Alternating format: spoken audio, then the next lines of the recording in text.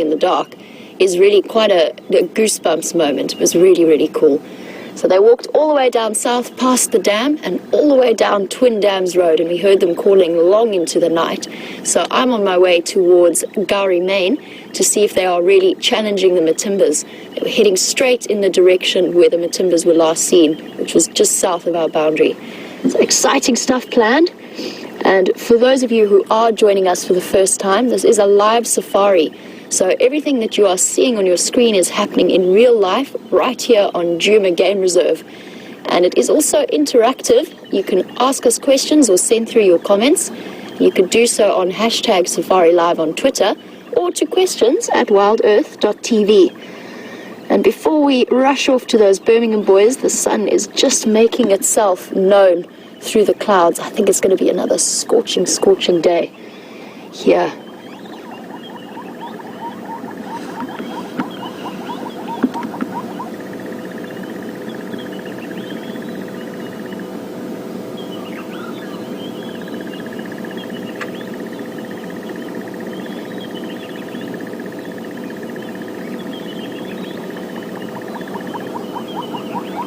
And as dawn breaks here on the Sabi Sands, it's really, really quiet. All of the lions have gone completely still. And it does make me very curious as to what happened last night. The Matimba males have been fairly silent so far. We know that one of them was mating just south of our boundaries with one of the Styx females, and the other was seen on Chitwa Chitwa. That was the last report I had of the Matimba boys. And it will be interesting to see if they respond to what was very definitely a show of strength from the Birmingham boys last night.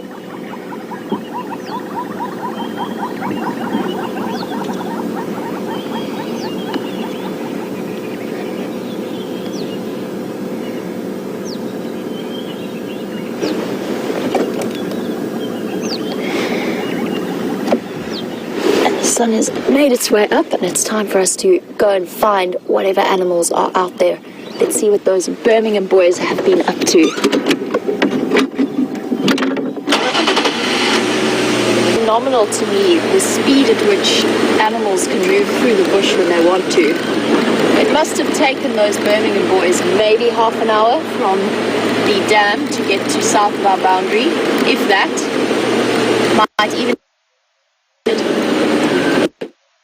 be on a mission.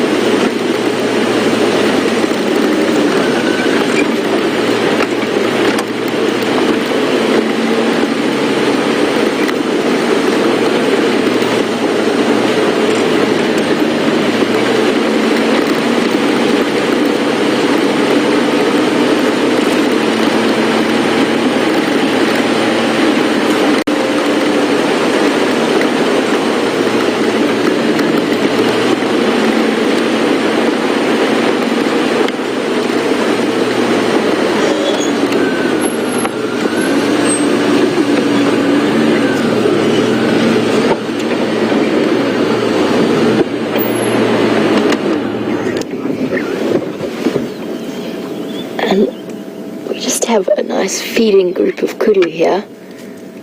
Now it might be my imagination, but I don't think it is. There is definitely more moisture in the air. It has been very dry and hot over the last few days, but there's that incredible damp, earthy smell.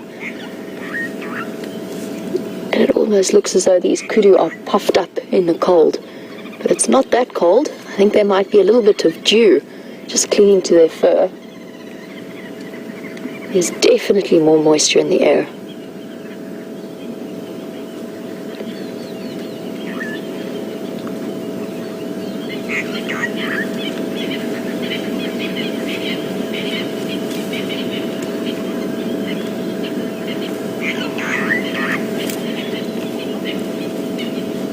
And I'm sure for these kudu that's a very welcome sign that the end of the dry season will be on its way. Still another 2 months before the proper rains come.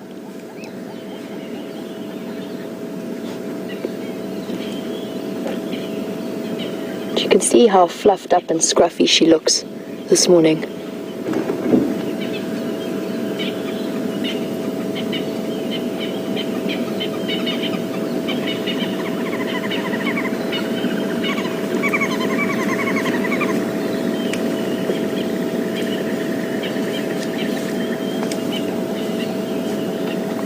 Lots of bird noise at the moment. You can hear some green woodhoopers, or red-billed woodhoopers as I used to know them. Crested barbets, francolins, crested francolins.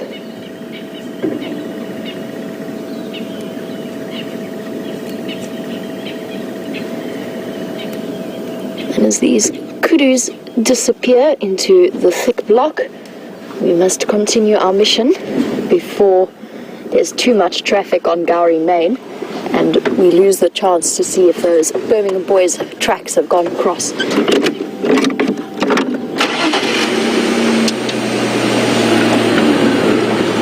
the last time that we knew of that there was a showdown between the Matimba males and the Birmingham Boys was a couple of weeks ago with Brent.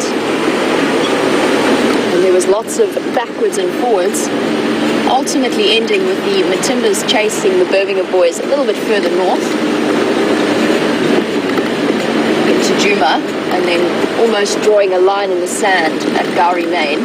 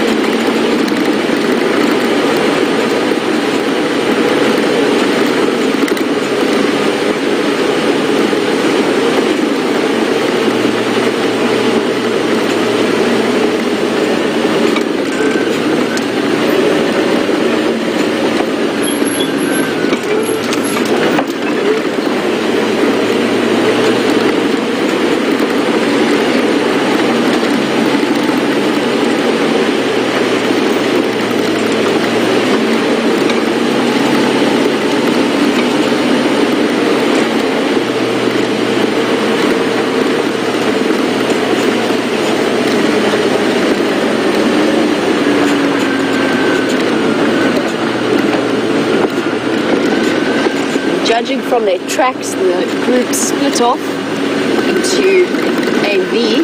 Some of them have gone left, the rest of them have gone right around Twin Dams.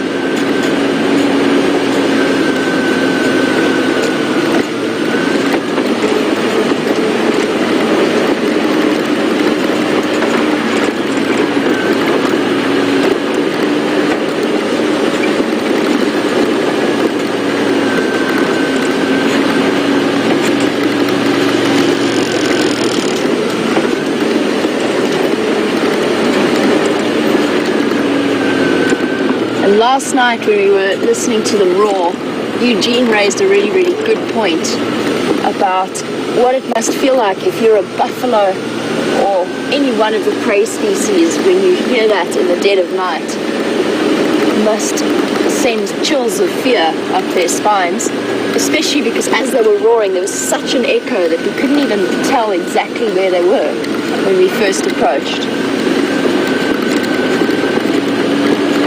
Only imagine what it feels like to be a buffalo or any one of those prey species.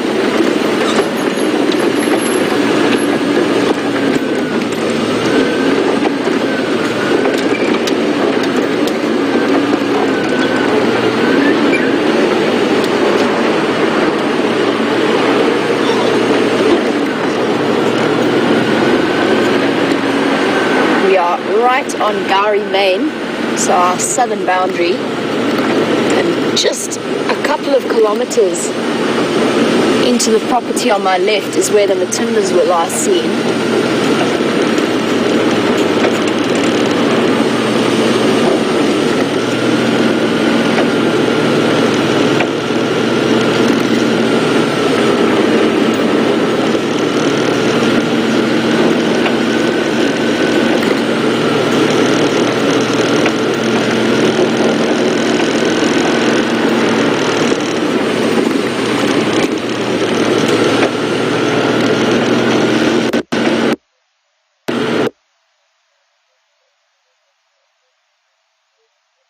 Unexpectedly, I don't see any tracks coming out here just yet.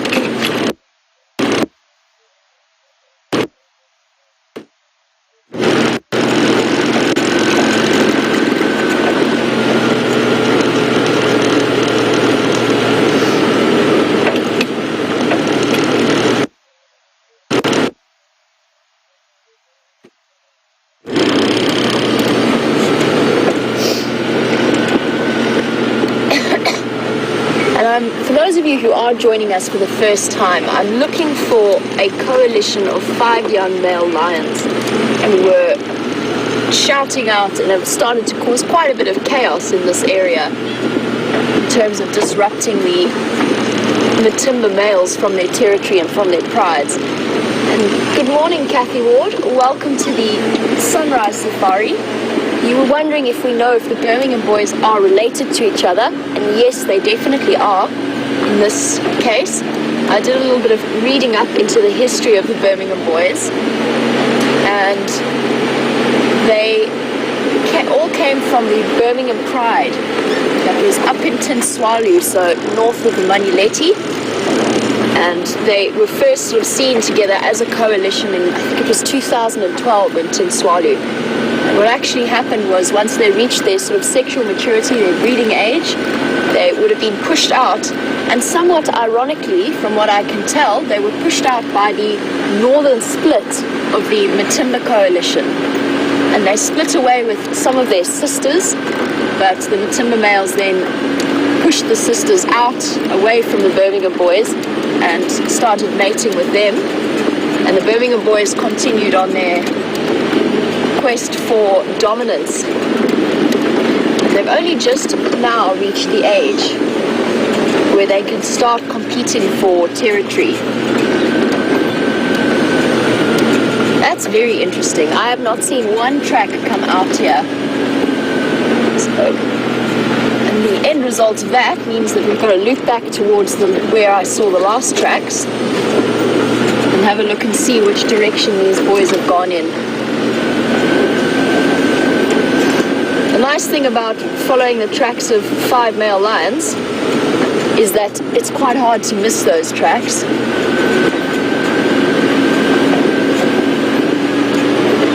I shouldn't have said that.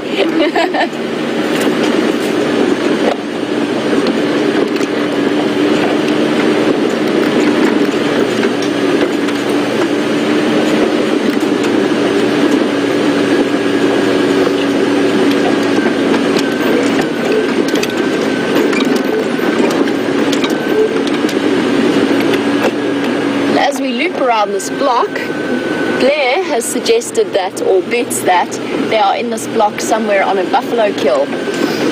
And that could well be. They are known to be prolific buffalo hunters, and I still haven't seen these tracks popping out anywhere on this side. I haven't seen any tracks of any fresh buffalo either though, but that doesn't mean that they weren't there spending the night close to the dam.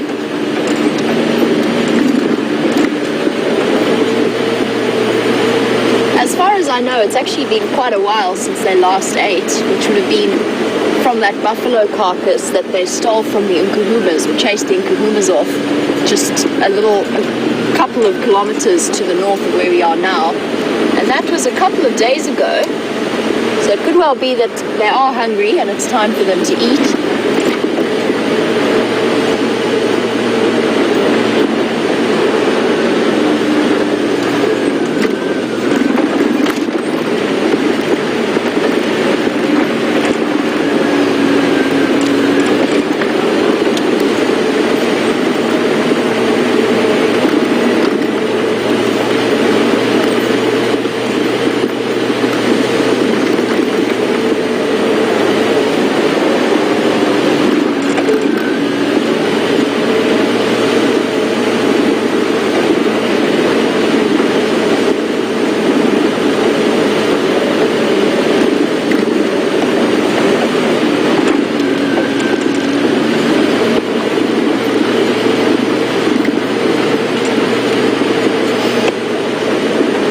Guys, just going to coordinate a bit of a search effort here. Good morning, Diana. I'm also working around Twin Dams just to see where these and Dala have gone.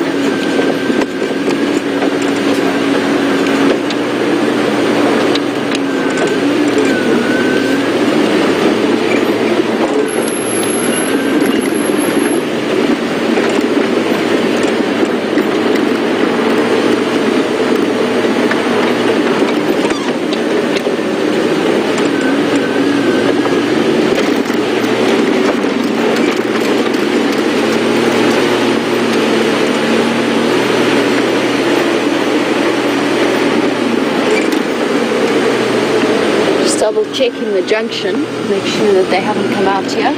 Doesn't look like they did. So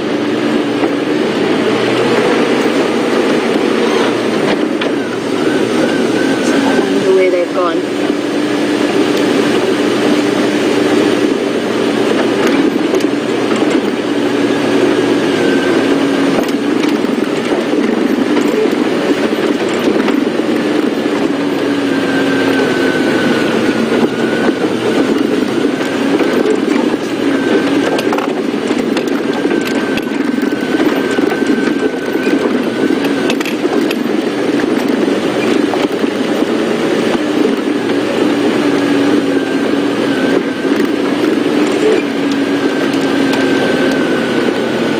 Not seeing any tracks coming out of this block, which makes me think that Blair, you might be right. They could well be somewhere along in this block somewhere.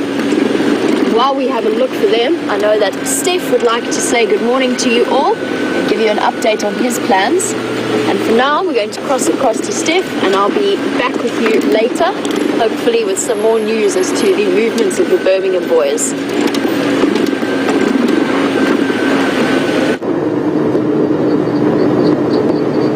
Good morning, and I just want to say hello to everybody. It's myself and Bryan on Wendy today, and we've come into the area where Sindila was lost or left last night to come and see if we can pick up any sort of sign or trail of what happened to him last night. Well, so far I can say that he's not where he was. I've walked around that area over there. I can't even find a track leaving, but I can say that he hasn't come across this road just yet. There's just been a hyena patrolling this road, which means that he's in all likelihood gone further down the drainage line, which is where we're going to be concentrating our efforts. See lots of hyena tracks coming in and out of here. I'm sure Jamie's been tracking these lion almost non-stop after seeing them last night. I'm very happy to hear that they've come back out of Buffelshoek. We were chatting yesterday about the possibility of them carrying deeper into Buffelshoek. And I'm very glad that they have decided that they are going to come back south. It means that they're sort of starting to describe their pride size or their pride territory. And I think it's going to be an interesting development over the next couple of weeks and months to see where they actually end up. Now, apart from there being some hyena on this road, I just saw a hippo track.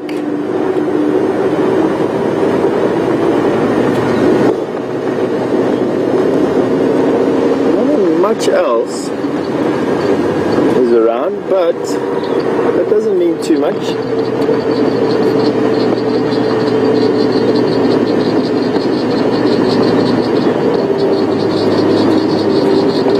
Lots of hyena activity this morning. It's a fantastic morning.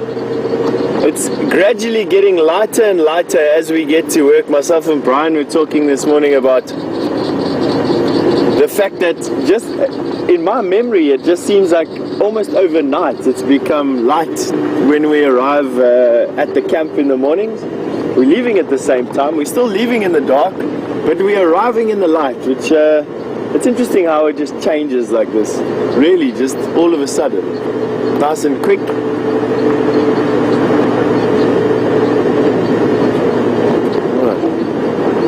I'm fairly convinced that he didn't come this way. I think it'd be a good idea to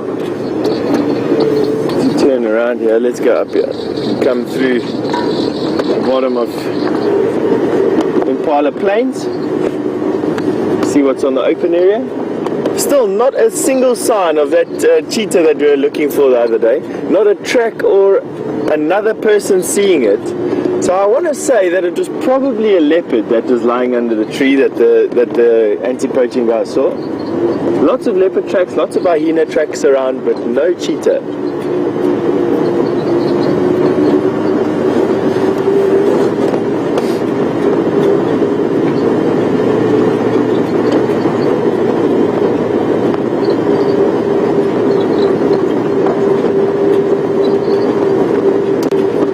Quite cloudy on the horizon this morning.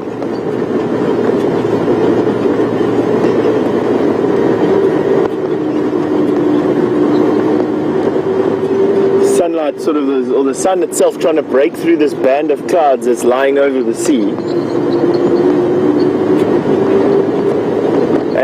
As the seasons start to change, we're going to see these banks of clouds building up in the Mozambique Channel from here.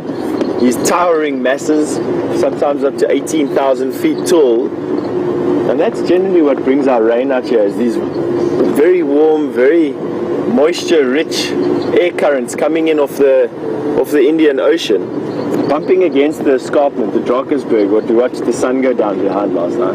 And as they rise up over the Drakensberg, dropping their moisture here, we don't get as much as what the mountains do, but nevertheless, the rivers that come into the park from that particular place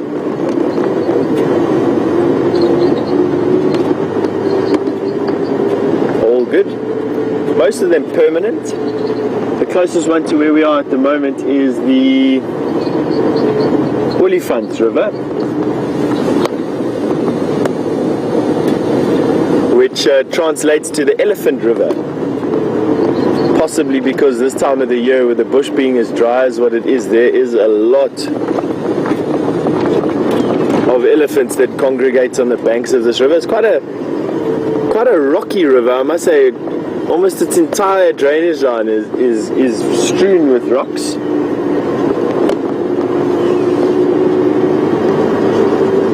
And then as we go further south, the next big river that we get is the Sabi River. The River of Fear, named so after all the crocodiles that inhabit it.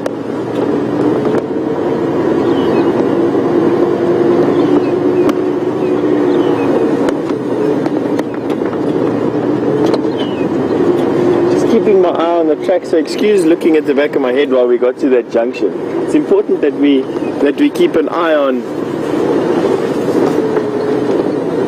hyena tracks running. You can see them. Two hyena tracks have joined one another.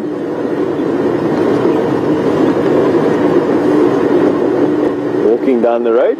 Not uncommon to find 2, even 3 hyena walking together. If there was like 5 or 6 tracks of 5 or 6 hyena together, then I'd absolutely be, my interest would be piqued. But 2 hyena tracks together, not too much of a problem. Although they're walking fast, they're not running as they would if there was a kill in the area.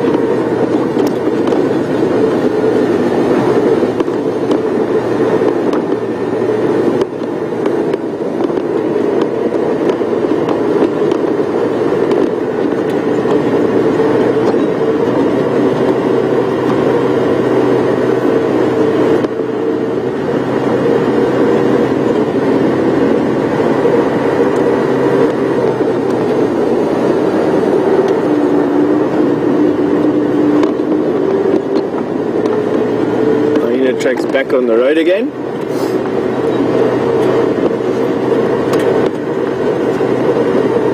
And I must say that the thing that's keeping us most busy at the moment is where are these hyena?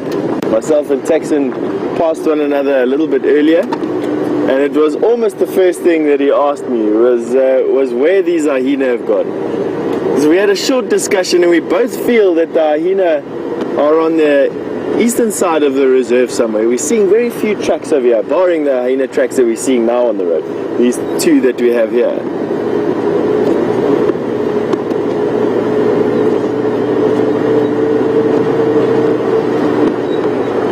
Well, one would think it would be quite easy to locate a hyena then, but with them walking the distances that they do, up to 60 kilometers in one night,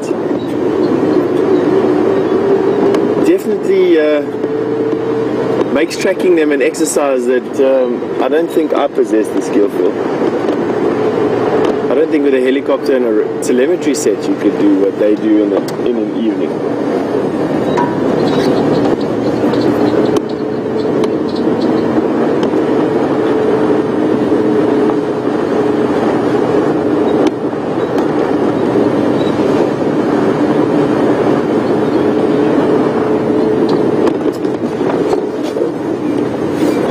Into some bumps, just have to realign myself over here.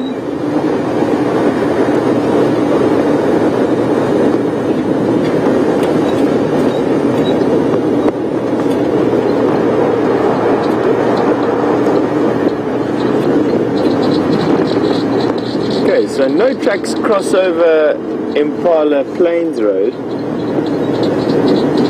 which means that they're definitely, it would seem, that Sindila has gone a bit deeper into Arathusa, and so therefore dictates where we're going to be going next. That is going to require me to do a bit of a radio change to a different channel, and to get an update when I'm on that channel. I'm fully expecting my attention to be diverted.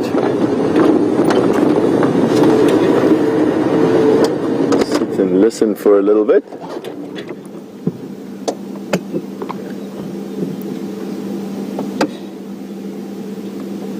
We don't nearly listen enough, and it was one of the things that being a trails guide teaches you the first to do is to use your ears and use your other senses.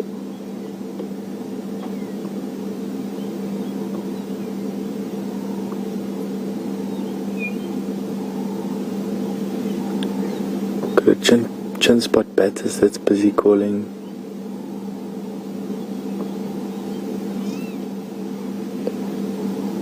Franklin's, laughing dove,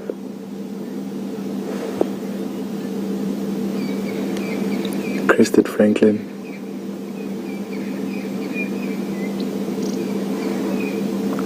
long-billed cromback,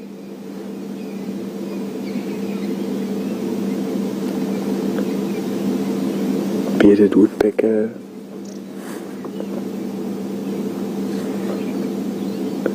African hoopoo,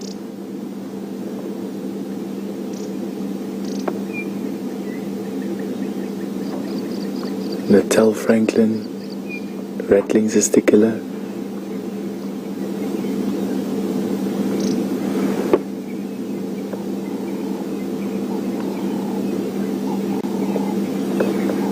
alright, nothing that's giving us the indication that anything is close by.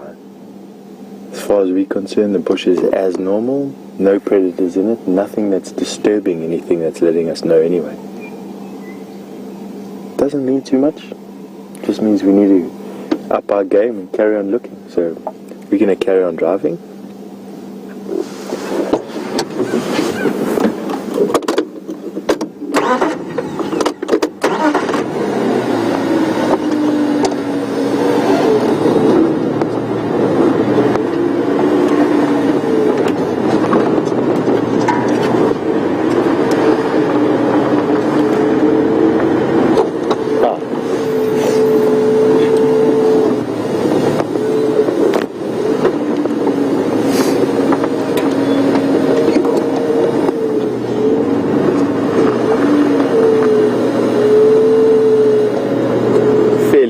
Track, as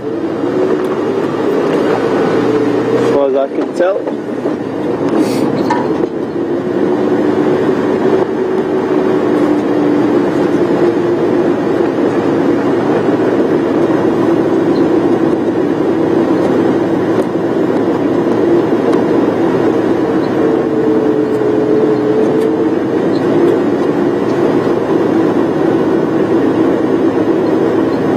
Good thing to check on top of these termite mounds. The Sindila is definitely fond of using them.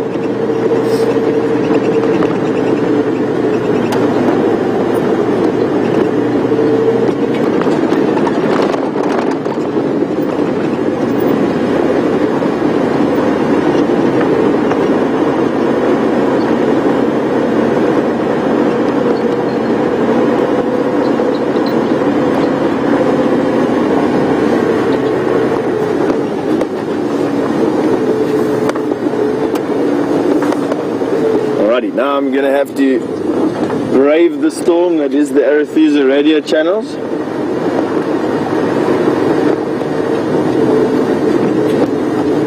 So just bear with me while I get an update. It's crazy.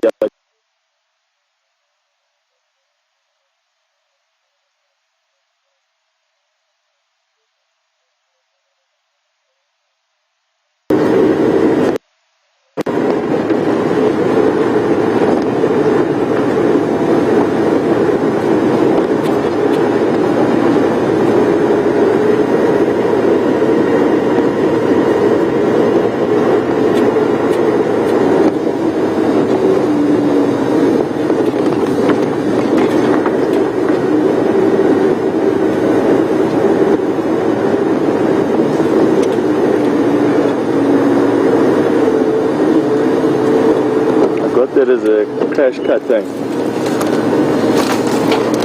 Did you also get that?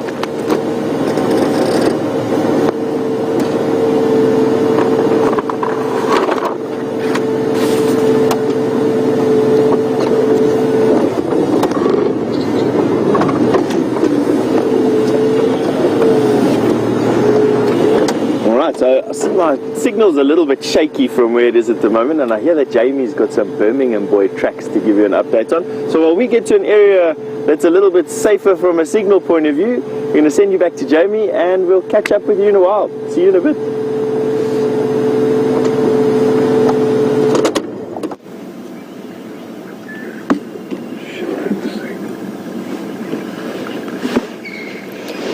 Welcome back, and we did indeed find the tracks of the Birmingham Boys, and unfortunately they have crossed right across our boundary. So they've moved right on the corner, the southeastern corner of Djuma, and they've crossed south. I'm not sure which property this is. I think it might be Chitwa, but they've crossed south just in here. And we've got some really nice, beautifully crisp tracks to show you. So let's just have a look at those quickly and we'll see. I'll show you exactly where they have crossed.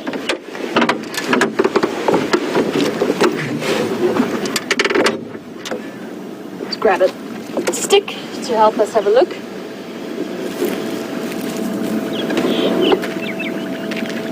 Looking at this one.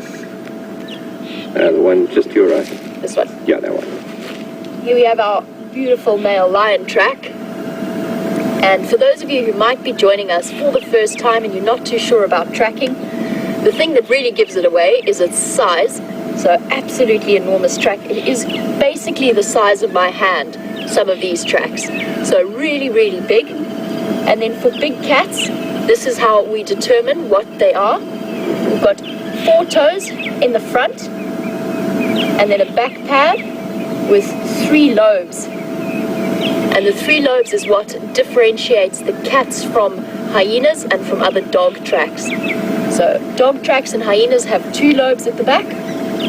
Big cats have 3. And these tracks continued up the road and then across at that junction. And then there's more tracks coming across here. So they've cut away into that property.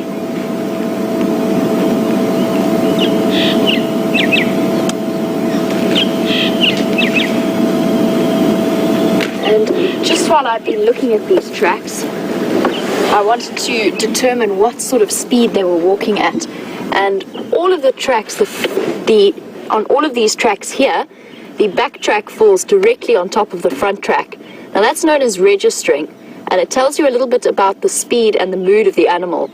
Now typically at their normal walking speed, lions register, so their back track falls exactly where their front track was, and that's a great adaptation to keeping things that much more silent as they're walking. Just reduces the amount of disturbance they cause to the environment. When that speed gets a little bit faster, the back track starts to overtake the front track and move further and further away from it. And the further away it is from the front track, the faster the animal was moving. So these guys were basically sauntering up the road at quite a relaxed pace. They weren't rushing. And it's anyone's guess, and I'm sure we'll hear from some of the other rangers as to where they are now and what exactly transpired last night. Now, as far as I know, we are maybe a kilometer or so from where that Matimba male was mating with a Styx female, to the best of my knowledge. And it does seem as though, it's hard to interpret, but I would say it does seem as though the Birmingham Boys last night were launching a really serious challenge to the Matimbas. And it's up to the Matimbas now as to how they react. They could fight them, they could chase them back across the border. The one thing they do have over the Birmingham Boys is age and experience. They are still bigger than most of those Birmingham Boys, but unfortunately numbers are not on their side. So it's going to be interesting to see whether they decide to stay and fight or if they move off out of the area. We'll just have to wait and see. There's no way of knowing for sure at the moment. But our lions have crossed, and so it is time to go and look for other things and other animals in the area. We're going to loop back around. One of the guides told me that she thought she'd seen some leopard tracks on Nyala Road South. So we're going to head across in that direction and see what we can find there.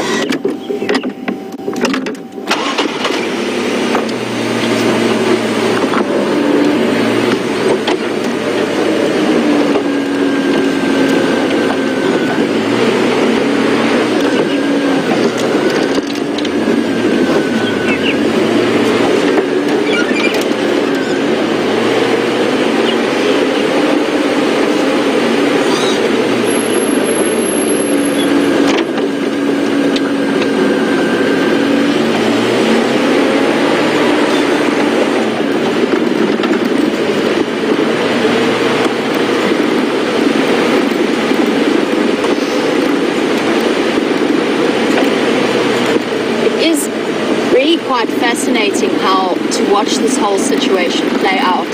Although in many circumstances it is somewhat difficult to watch, there is a level of natural brutality in terms of pride takeovers. We do it is interesting to see and learn from the way that the Birmingham Boys have conducted this whole process. They have bounced about, they have travelled so many kilometers over the last 3 days, just moving from place to place and really exploring and just pushing the boundaries a little bit to see where there are weaknesses.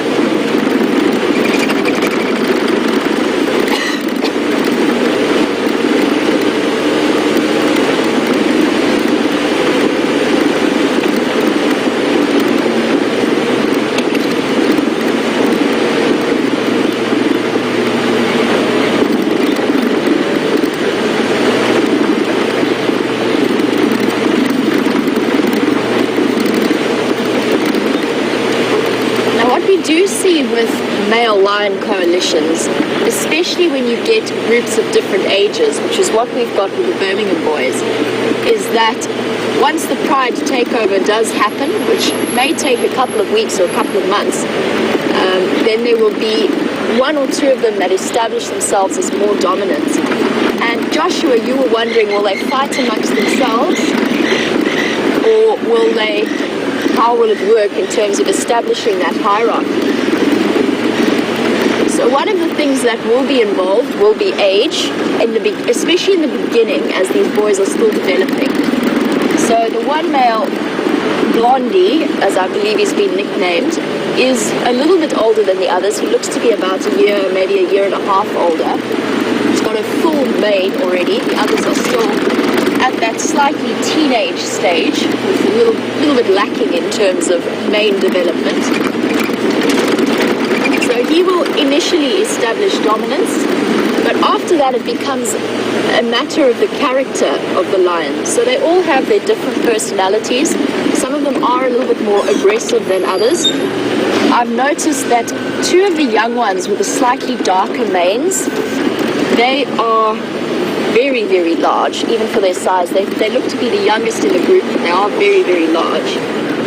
And I do wonder whether that will come into play over the next few years. And they saw it with the Mapochos as well, that with Mukulu, who is slightly older, so the Mapocho coalition was a coalition of 6 male lions.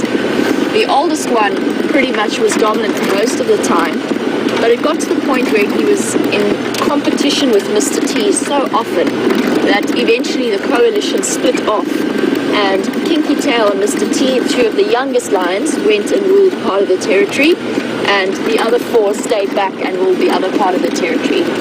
It's possible that we could see something happen like that with the Birmingham Boys, but for now they are definitely going to be staying together, and Blondie will almost certainly be dominant.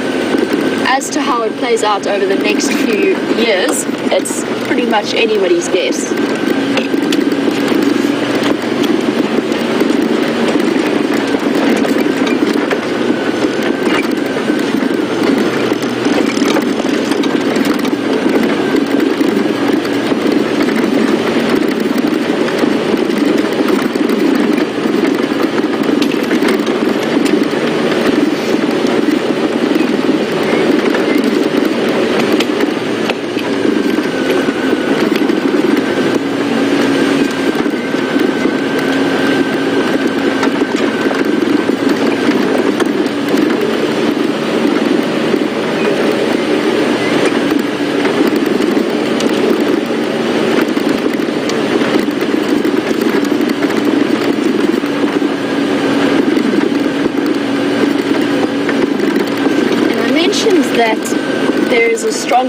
That there is a possibility that the Matimba males will leave the area in response to the Birmingham Boys challenge.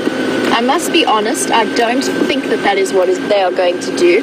I think that their strongest instinct is going to be to stay and fight, but it is a possibility that they choose to move out of the area just in response to a very, very powerful challenge from those Birminghams.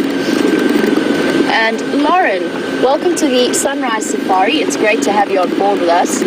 Lauren wanted to know if it would be possible, if the Matimbas left, would it be possible for the lionesses or some of the lionesses to leave with them? Got some more kudu in front of us. I'm just going to shift forward to this lady.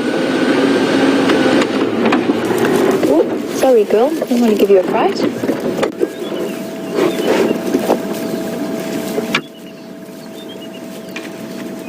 And Lauren, it is possible for lionesses to move out of the area, especially those with young cubs. So that Styx female may well try and leave to ensure the safety of that one remaining, or the one surviving Styx cub that we've been watching over the last couple of months. So she could try and leave. It does happen with the odd pride, and it's actually sometimes the reason behind a pride split, especially for the bigger prides, where some of the females have cubs and a pride takeover happens. Those females with cubs tend to move out if they can. It's just a matter of timing and whether or not they can escape before their cubs are killed. Generally, the lionesses will stick around and stay in the area that is familiar to them. So it's unlikely that they will follow the Matimbas in any way, even if just for protection. They'll probably stay here, and the Birmingham Boys, they will become subservient to the Birmingham Boys coalition.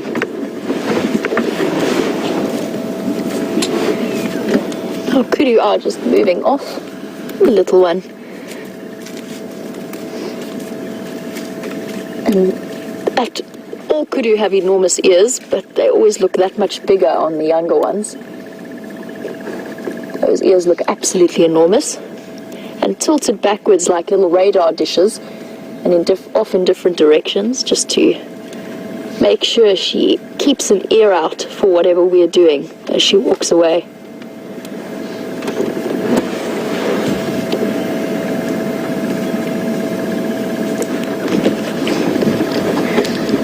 I'm seeing lots and lots of fresh ellie tracks and ellie dung on the road. I haven't heard any signs of elephants though, but we'll keep our eyes peeled for the big dark grey shapes that disappear so well into the bushes.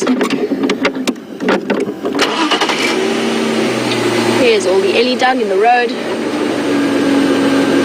Very definitely a breeding herd walked down here at some point, probably last night.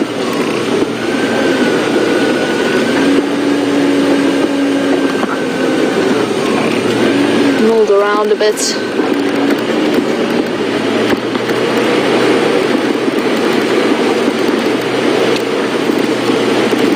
And it is starting to get to that stage of summer, or at least spring, where I'm a little bit reluctant to drive over the dung piles that we see, just because they are host to so many dung beetles and various species of insects. I do try and avoid them in summer when I can. It has reached that point. I'm definitely noticing more insects out and about.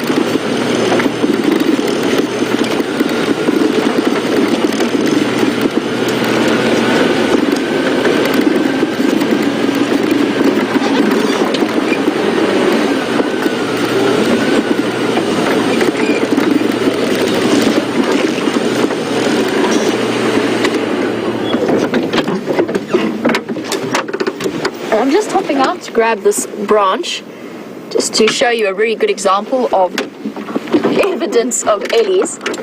And I also want to, now that I've mentioned it, I want to just have a look at the dung piles and see if there's any insects to show you in them.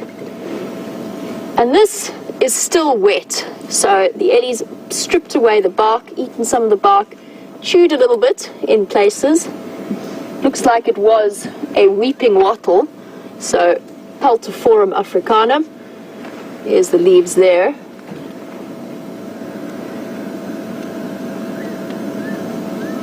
also known as the toilet paper tree, due to the dense nature of the leaves, as well as the lack of thorns. So the ellies come by, he's pulled this right out of the ground. This is the root base.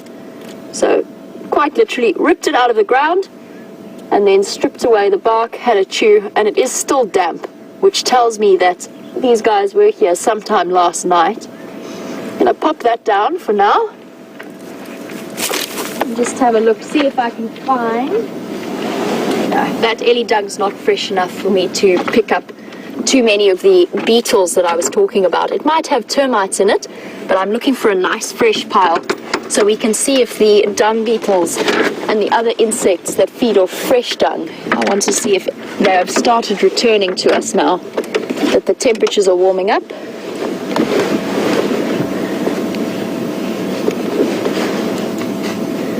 Also, I just want to sit for one moment quietly. I'm sure I just heard the grey-headed bush shrike calling. I heard them earlier this morning. It's the first time I've heard them in in a season.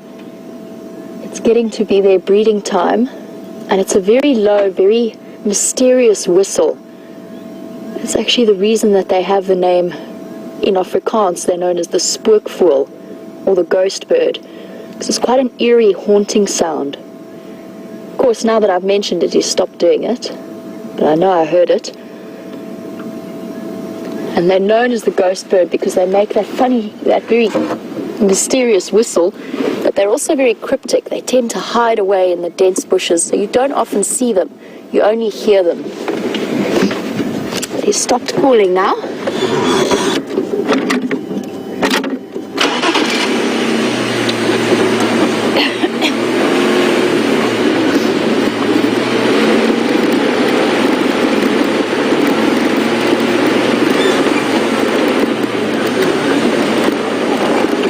See if we can get into these two. Before I head in that direction, which I am going to do, I just wanted to stop for a moment. Let's just have a look, see if I can get a way in. So there are two bateleurs, and we can actually hear them, which is why I've stopped. And I'm going to move closer so we get a nice view. I did just hear one of them call. And I've seen this pair a lot on Leadwood Road, which is where we are now. This is part of the core part of their territory. Let's try and loop around to them. See if we can get them nicely highlighted in the sun. They are one of the most striking raptors, really, really beautiful birds. A bit of a thick block, and I don't want to scare them away. I think I might be able to squeeze in here.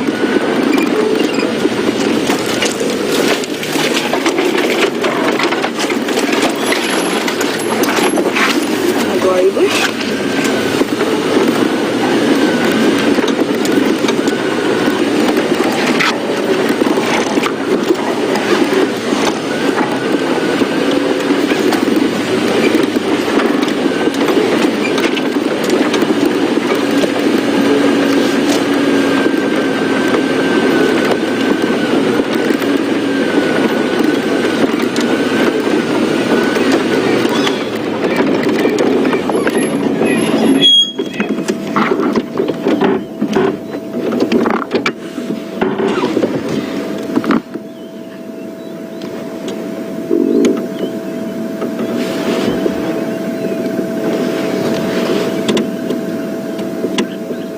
And just as we arrived, the male flew off, but we still have the incredibly striking female.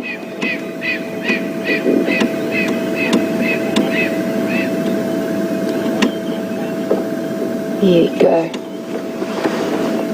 Incredibly beautiful birds with that striking red face and that white band of feathers across the base of her wings. That is what tells us it's a female. The males don't have that white strip, and that is one of the other really cool things about bateleurs is they're one of the few raptors that you can actually tell the difference between male and female completely based on coloration.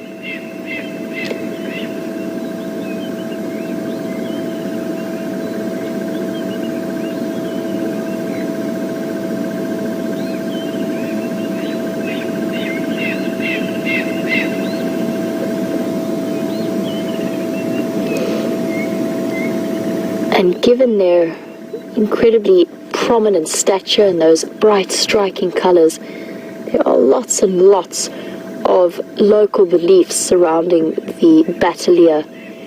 A lot of the cultures believe that they are an embodiment of the god or the creator of this land, and that they watch over, that they were there at the beginning of time watching the first sunrise, and they will be there to watch the last sunset over Africa. And it's considered to be incredibly bad luck to be defecated upon by a bateleur. If that hapless person does happen to experience that, they have to be sent to a sangoma or a local witch doctor to be cleansed of whatever evil spirits might be attracted to it. And you can see why such a striking bird has inspired so many different beliefs.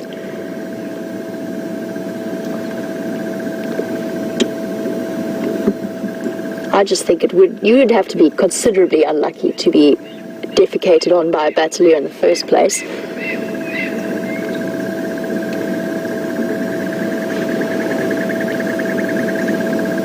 She seems to be just resting on one claw.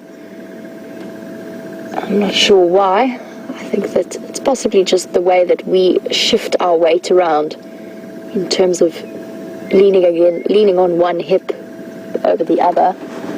I don't think she has any injury. And you can see it's very, very clear as we look at her now how short that tail is, almost completely lacking. We can see the wingtips protruding over the branch and almost meeting in the middle. But where in most birds there'd be a nice long stabilizing tail, the bateleur doesn't have one, which creates a very unsteady flight at high altitudes, which is why they have that incredible rocking motion as they fly. But it's a perfect adaptation for this environment because they can swoop low and move quickly under the canopies of trees and keep an eye out for their prey that's on the ground.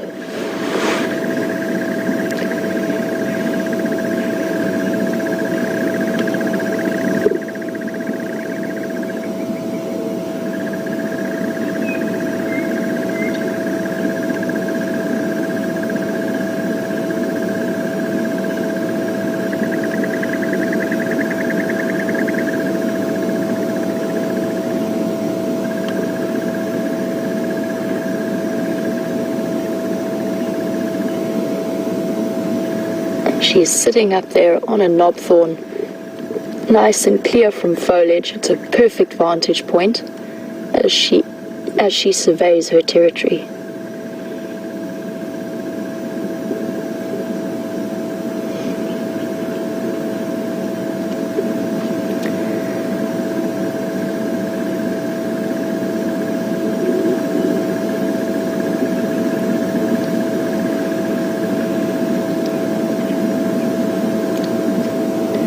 And this particular mated pair that I've seen around Leadwood Road fairly regularly, they have a juvenile, or they had a juvenile with them. And juvenile bateleurs are very funny looking birds. They have the same shape as the adult, slightly longer tail and a very, very fluffy head, but they are completely brown and nondescript. They don't have that incredibly bright plumage of the adults, which makes them a little bit more tricky to identify until you see the very scruffy head and the shortened tail. And it can take them up to 7 to 8 years to reach that adult plumage. But the juvenile I've seen with them over the last few weeks doesn't appear to be here. Might be that he's off on his own now and fending for himself, because they don't stay with their parents for those 7 to 8 years. They will be independent after 1 or 2, as far as I know.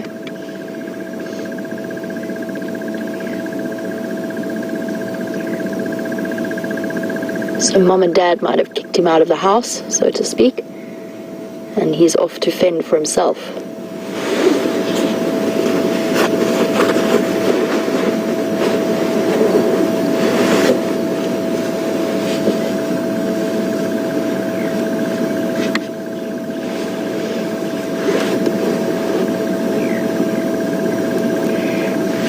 It's one thing that I've noticed about bateleurs as well as goshawks.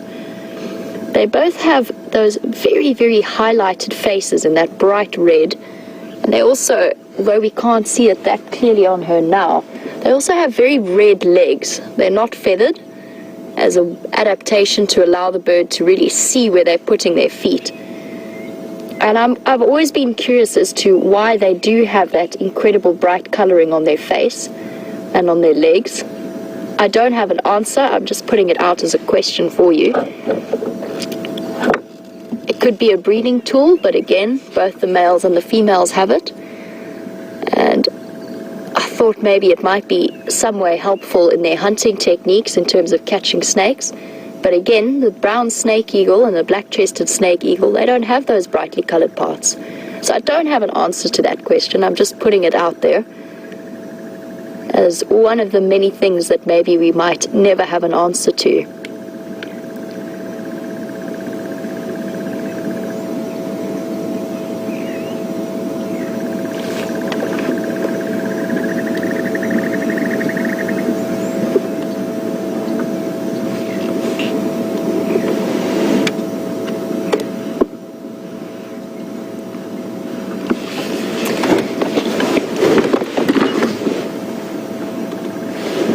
And we were just chatting a little bit about the juvenile bateleur that I've seen.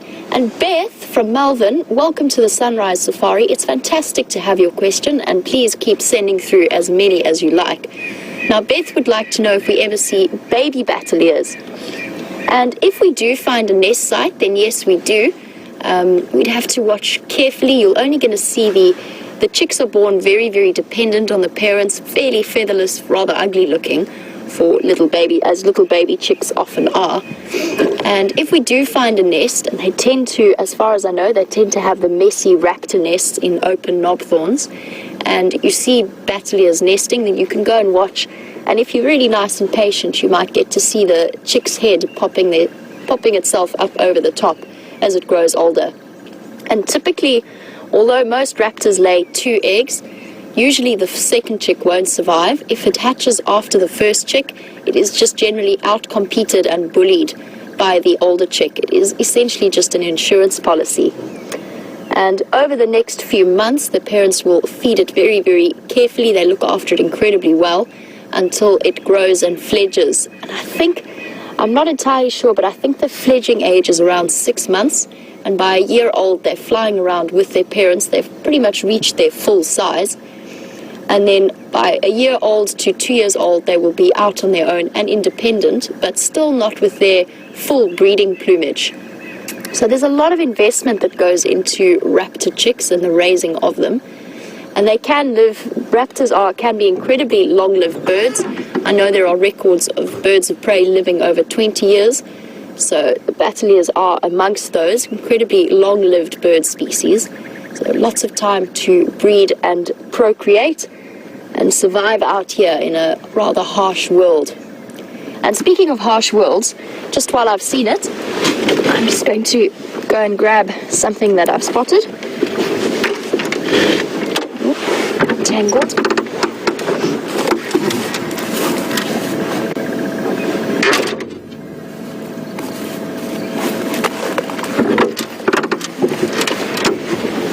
Here we go.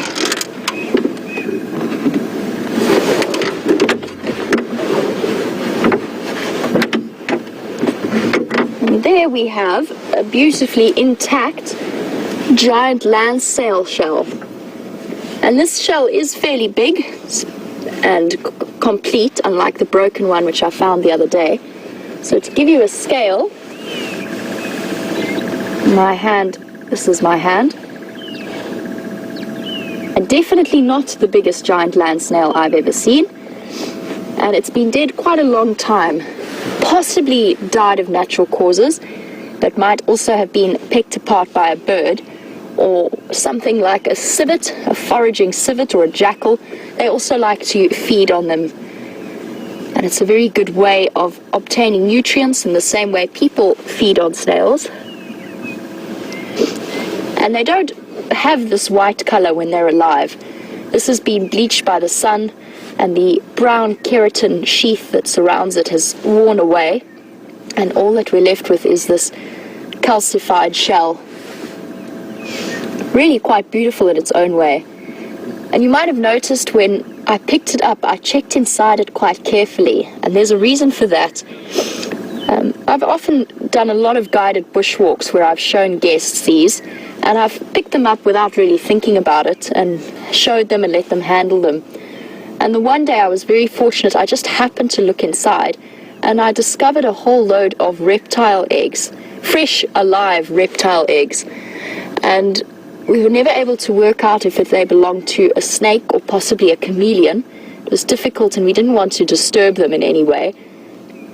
But apparently the inside cavity of giant land snail shells makes for a really good protective little sheath for a reptile to come along and lay their eggs. So it's amazing how even in death everything has a function out here.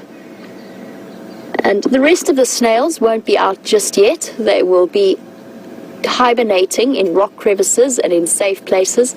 They form a nice crusty sort of layer along the base of the shell. They tuck themselves in and they spend the winter there. Only when it starts to rain will we start to see them coming out and moving through the area, and they will continue on their way looking for mainly carcasses. They are carrion feeders, so they'll be out looking for bones and other pieces of carrion. And my shell use is done, and it's been used as a demonstration. There's nothing inside it that I can see, but that is where I found the eggs it was about 2 years ago now that I found the reptile eggs in there. You can see it's a nice perfect cavity, and probably a really, really good strategy, because nothing's going to come and check out an obviously dead snail shell for what's inside it. But now that I know that, I have a policy of always returning the shells back where I found them, which is what I'm going to do now. And I'm not going to throw it because it will break.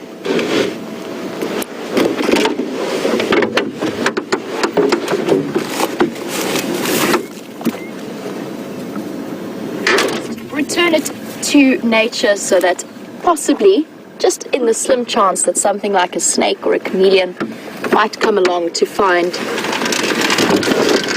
it has something to hide its eggs in.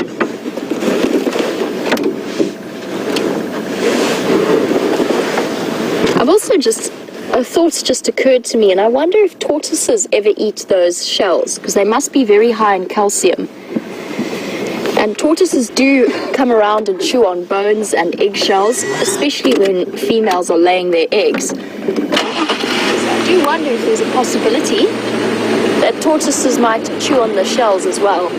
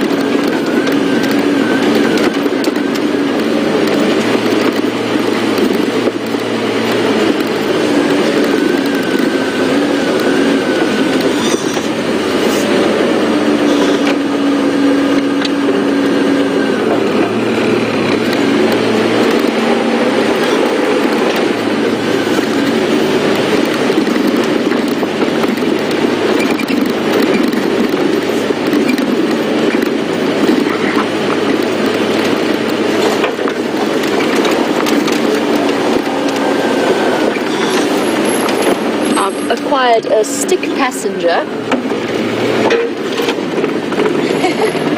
a very determined stick passenger. trapped under my wheel wells. There we go. Got rid of it.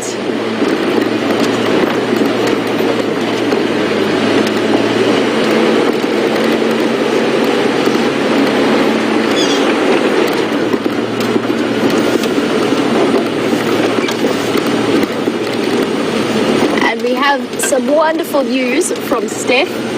Now, we haven't seen this particular animal in quite a long time, so I'm sure you are all excited to go and see a hyena. And we will catch up with you a little bit later.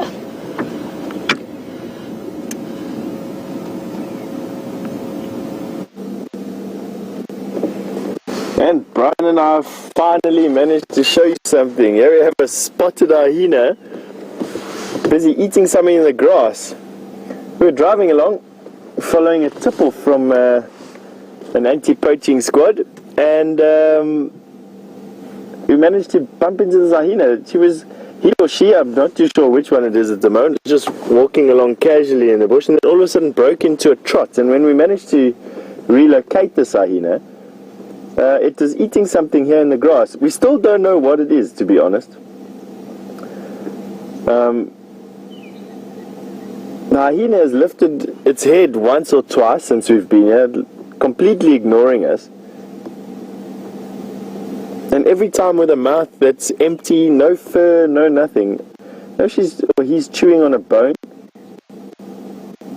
or a piece of old skin or something.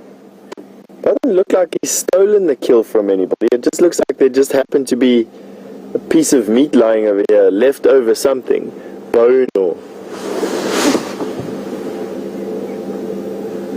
Now, being the opportunists that hyena are, very often they will even cache kills or cache meat. They do it in pans and dams.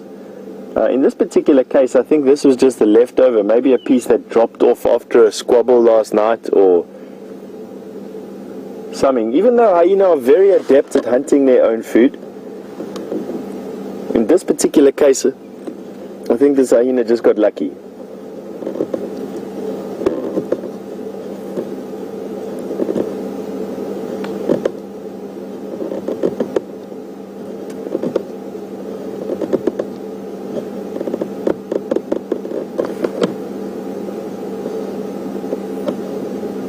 Very good condition, this hyena. Lots of fur. Hasn't got that raggedy look that old hyena have got, where they have no fur on their faces and they're almost hairless. Ears are torn, all very good condition.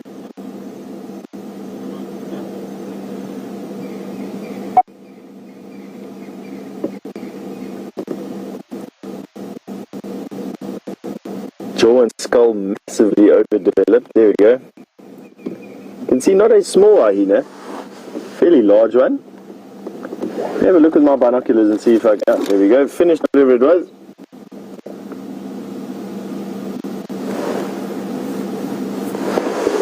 A very distinct sloped back design, a body design that is keyed for endurance. Have a look at the funny way it's walking. The back feet following in the back left foot following in the front right foot. Keep on going. We might lose this.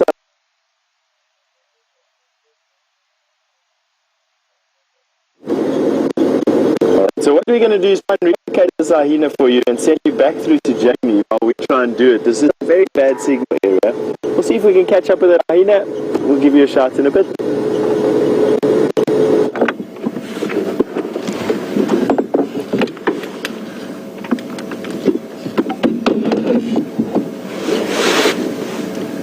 Welcome back, and great news that we got to finally see a hyena. They've been strangely mysterious for such bold animals over the last week or so. We have a nice herd of waterbuck moving along our eastern boundary. They are surprisingly skittish. I'm not sure if something that they've smelt Although I suppose the possibility of 5 male lions roaring in the area throughout the night might be a contributing factor. Just highlighted by those wonderful white ringed rumps. It was actually surprisingly complicated to say, white ringed rump. Really beautiful, fluffy looking antelope. They do look incredibly cuddly, but they carry with them quite the smell. Very pungent odor.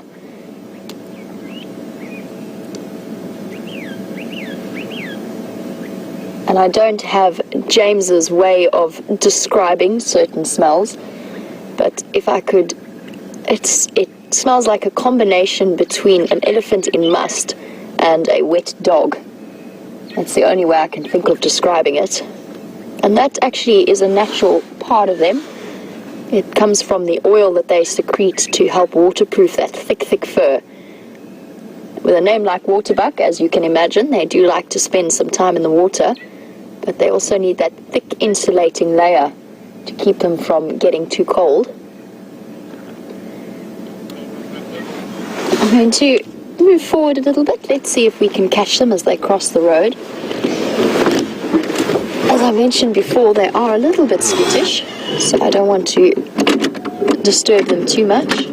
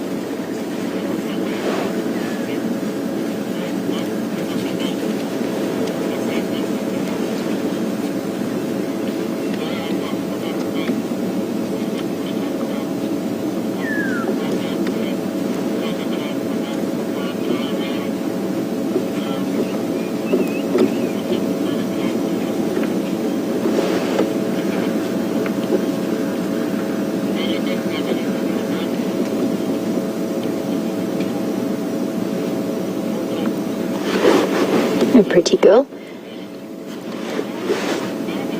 Just been listening to some of the updates on the Game Drive channel, and there was quite an interesting report that the Shimungwes have been around the southern section of Buffelshoek, and I'm going to be making my way across to that side, very slowly working my way that side. So the Shimungwes are, or the Shimungwe split, as far as I can understand, used to be a very large pride that has, over the last few years, suffered some losses and some hardships. And the Shimungwes that we've seen consisted only of 3 sub-adults. And I'm very curious as to why they would choose to move in this direction with the Birmingham boys shouting as they were last night. It seems like a somewhat foolish decision on their part. Our Waterbuck have crossed, and I think we should go and check Buffelshoek Dam and just see if there's been any action there during the last evening. Now, for those of you who didn't know, Brent actually saw a leopard who's been around this area for a while, and he's completely unknown to most of the guides. We don't know who he is or where he came from. He may well have come from Kruger. Very, very skittish boy, but quite a big boy. I suspect that he was the one who was seen mating with Karula in Buffelshoek about a month ago when I first started working for WildEarth, and we've only ever had brief visuals of him. But let's head across in that direction and see if we can see any sign of him moving around that area.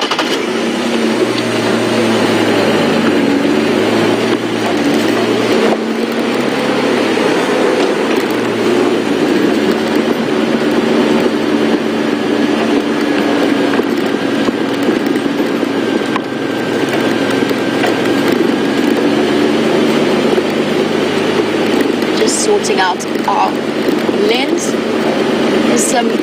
It's the curious nature of the weather at the moment that there's moisture content as well as a great deal of dust in the air. It's just making me sneeze and cough. And just sticking to the screen a little bit.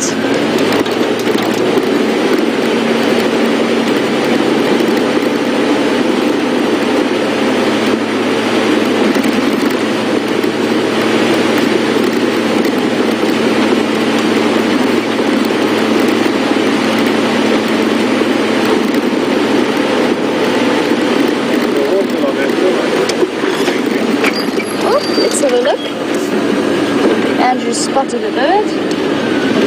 Hopefully he sticks around.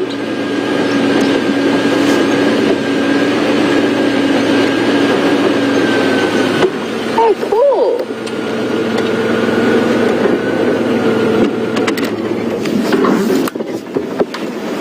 That's awesome!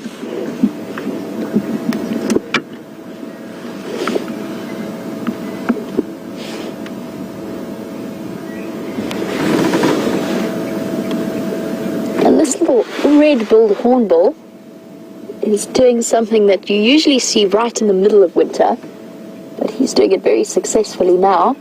He's just, you can see him pecking in there, just collecting the last few termites who are out and about. They will shortly all be going to bed. But I think what he's also doing is sitting right on top of that termite mound vent. Now, termite mounds do generate a great deal of heat deep down in the system because they are underground, they get a lot of sun, and there's a lot of metabolizing organisms within them. So they produce a lot of heat, and in order to keep that temperature fairly constant, they have a system of vents that keeps it at around an internal temperature of either 32 degrees or 37 degrees, depending on which particular species of termites we're talking about. And very, very often you find hornbills on chilly mornings sitting on the top there and taking advantage both of the warm air flowing out of those vents as well as the chance to snack on the various termites that are in the mound, which is exactly what this little one is doing. You can see he's taking the job very, very seriously.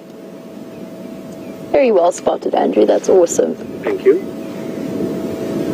And the species of termite that inhabit these particular mounds, if it is the harvester termite or one of the farmer termites, what they do is they actually, because there's certain parts of the plant that they can't digest, so the cellulose aspect of it, what they do is they farm a certain type of fungus known as the tomatomyces fungus, and they use them to help break down the cellulose plant material, and in return they cultivate them as kind of the farmers of the insect world. So they cultivate that fungus, they keep the temperature perfect for them, provide them with a food supply, and then utilize the waste products from this fungus.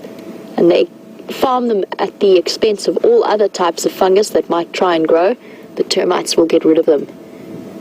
So a really, really cool example of mutualism in a perfect little, almost isolated ecosystem there. The hornbill is still trying to see what he can catch. And hornbills are fantastic opportunists, and we see them in such a wide variety of situations, whether it's pecking through buffalo dung for the termites there, or the ants or whatever else they might find, right through to taking advantage of termite mounds and following behind foraging groups of dwarf mongoose.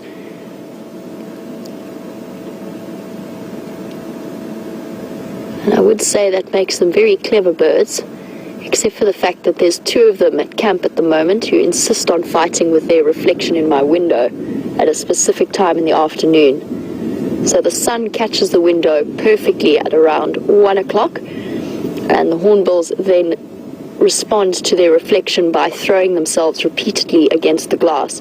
So I've made sure now that I keep the curtains pulled so that they don't injure themselves or cause any damage to the window.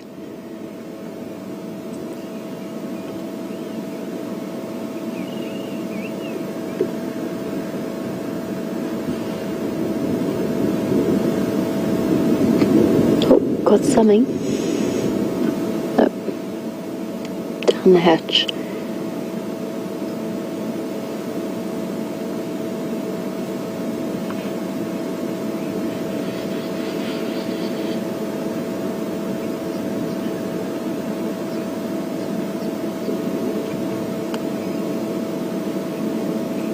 Wonderful red-billed hornbill sighting.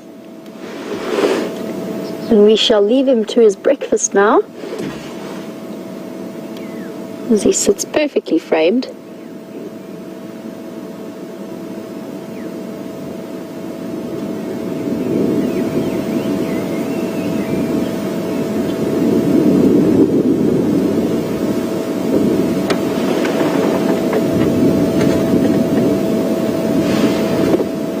And there's definitely a chilly nip to the wind.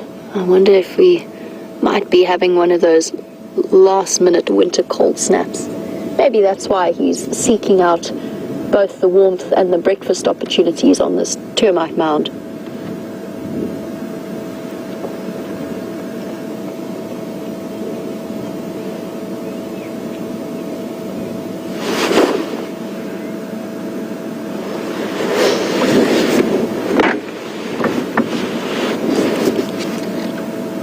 Okay. Cheers, Mr. Hornbill. Enjoy your breakfast and your morning. Really awesome indication of natural hornbill behavior there. Really, really cool. The dual purpose of both heating himself up as well as catching a little bit of a snack along the way. But we have animals to find, so we shall hit the road.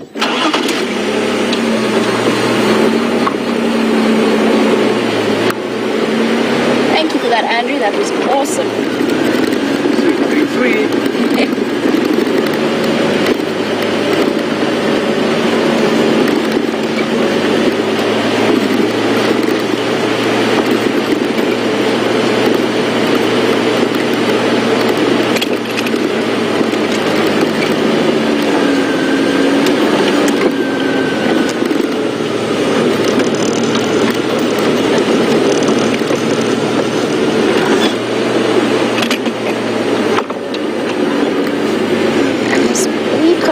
Our mission up towards Buffelshoek Dam, just checking the eastern boundary really, really carefully. But Stef has been busy exploring Arathusa and exploring what for him I think is fairly new territory. Let's cross across back to him and see how he's doing, and we'll get back to you a little bit later.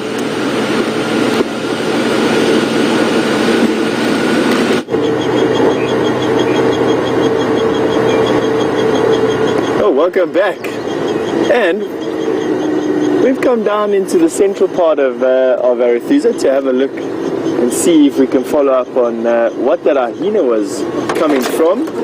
And it looks like we backtracked that hyena back to the lodge. It looks like that hyena was taking some chances at the lodge to see if he could get anything, if he was lucky with any food. There's also a vague track of some lion that had crossed near Arathusa Lodge within view of the Arathusa Dam camera. But the tracks have been driven over quite severely, and it was quite difficult to see which direction they came in. But it looks like they came in this direction. So we're going to carry on here and see what we can pull out of the bush here for you. I hear that you've been watching a hornbill eating some termites. Interesting this time of year. Tell you. Termites make up such a massive part of so many animals' diets here, or they form the keystone of so many animals' diets out here. I can't really even imagine what it would be like not to have. Talking about hyena, we've got a latrine site here. Let me see. We'll reverse a little bit, because we've got all stages of dung. Probably over my head is the best one, Brian. So we've got the two white ones there, and then on the right hand side we've got a greener one, which is the fresher one of the two. Let me see if I can. There in the middle of your screen, just off to the left, that is a fresh hyena dung. doesn't look as white as the ones on the left-hand side, and that's because it hasn't had time to oxidize yet. The potassium and the calcium that they eat oxidizes white, as you can see there. There's a beautiful shot for you. So you've got the fresher one on the right-hand side, and you've got the slightly older one, the oxidized one on the left-hand side. And the white color comes from all the bones that they eat. Don't forget, hyena are, their ecological role is to dismember and to dispose of carcasses. And their jaw structure allows them to break open big bones and swallow chunks of bone. Got an incredibly strong digestive system, digests that bone, and then the potassium and the spare calcium comes out as these whitish deposits. And then what they do is they go and let their dung go in a latrine. And as you can see there, coming into the screen from the left-hand side was another dung piece, and there must be about 6 or 7, 8 actually. And hyena will paste around this area, and they'll use dung in this area as a signpost in their territories, and that will allow them to communicate with one another. Obviously, hyenas spread out over massive distances. The clans spread out over an enormous distance. And one of the ways that they communicate with one another is through smell. They do this through latrine sites, and they do it through using their glands on their, the various glands that they have around their body. A couple of weeks ago, we were watching those young hyena pasting on all the grass blades around. There will be lots of pastings on this grass blade. It would be an area that if I were on foot, I'd actively avoid walking through, because you get those pastings on your legs, and they are, without a dishwashing detergent, they are physically impossible to actually remove from your legs. They're very sticky, very waterproof almost secretions. And because of the high amount of potassium and calcium inside these deposits, you find quite a lot of animals will come and actually eat this dung when it's nice and dry. Animals like tortoises. Tortoises, it lays a soft-shelled egg, but when it's eaten some hyena dung, or at least as close to some hyena dung and can eat it, a tortoise female can actually lay hard eggs. It's like enough calcium can be ingested that she can actually lay a hard-shelled egg, which of course is much more resistant to breaking and to damage and to drying out.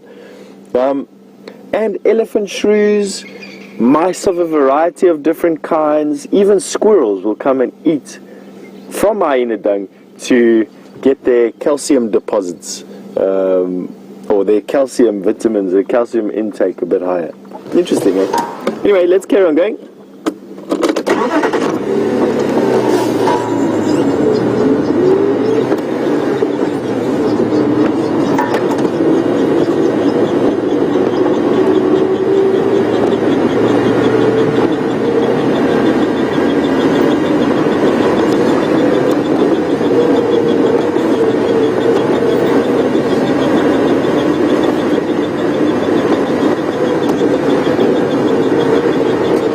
To cloud up. I would say that it's about 60 to 70% cloudy at the moment, and as Bryan was busy making a note of, it's actually dropped in temperature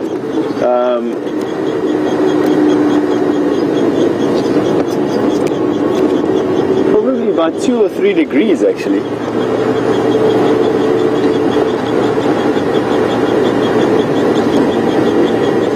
I do know there's been some cold fronts that have gone through Cape Town over the last couple of nights, 2 or 3 nights ago, and has led to some freezing cold weather down there.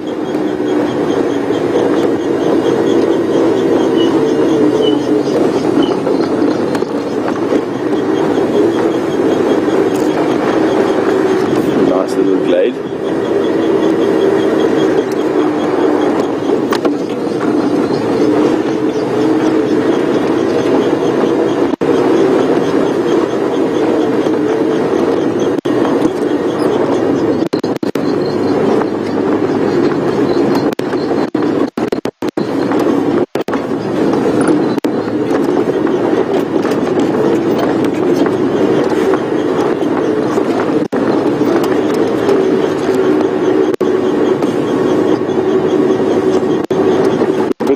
Through there.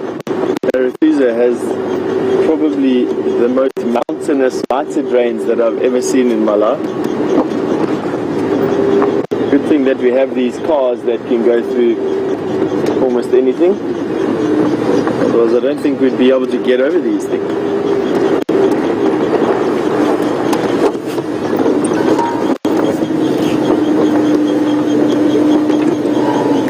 It looks like it just goes down to the river. Having a learning experience through Arathusa today. I haven't really come into this area of Arathusa at all. So using my built-in GPS in my head, a sketchy map, and Bryan and I's intuition, we are busy forging through new paths here in Arathusa for you. It's always exciting coming into a new area. It's something fresh. You don't quite know where the road is taking you. You don't quite know what you're going to be going into.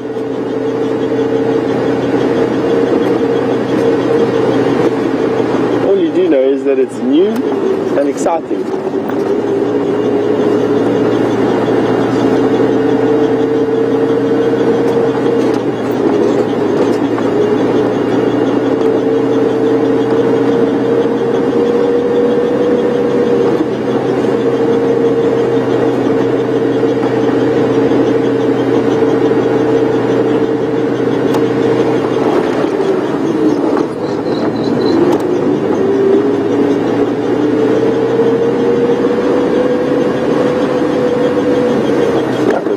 Very dry around us. Lots of elephant, signs of elephant dung and signs of elephant around. Broken down trees. They are absolutely loving these large fruited bush willows at the moment.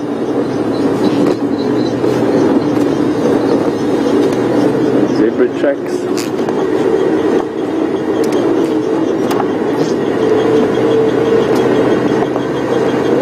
And I've seen elephant chewing these large fruited bush willow stumps, literally as thick as my leg, putting it in their mouth and just rubbing off the bark and then dropping the piece of wood down on the other side.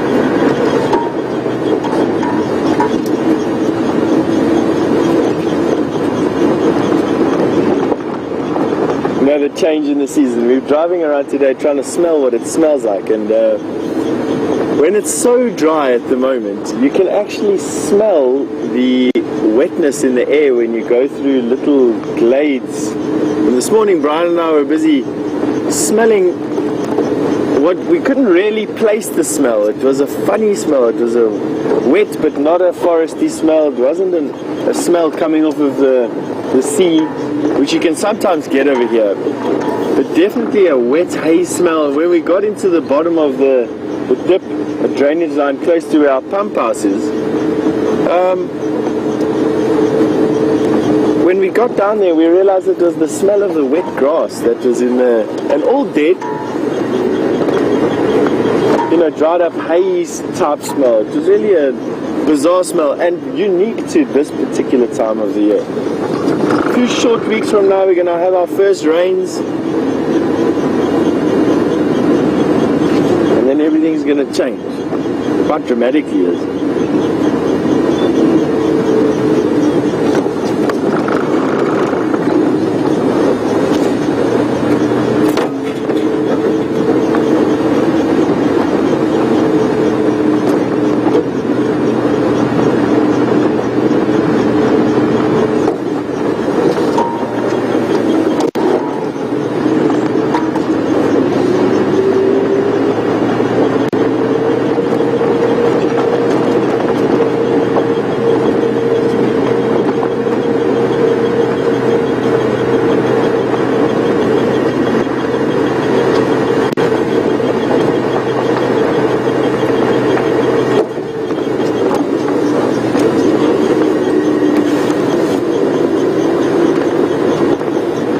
Driving around, nice to remind everyone that you can send me some questions to answer using the hashtag Safari Live on Twitter,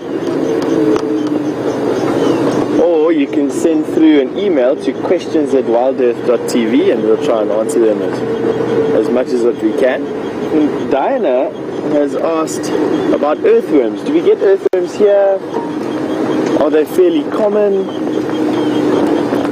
Do they help with drainage? And the answer to all of that is yes. Even in dry periods like this, we'll find earthworms. You have to dig a little bit deeper for them, Dinah. But they're there. It's only really the top part of the soil, the top part of the soil profile that's dry.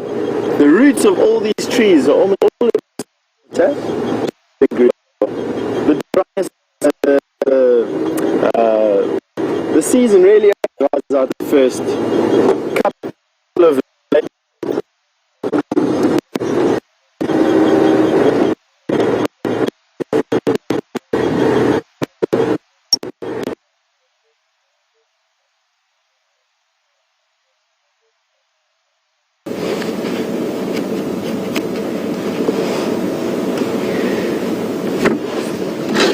Sorry for that, guys. It seems as though Stef's signal appears to play up quite a bit on Arathusa.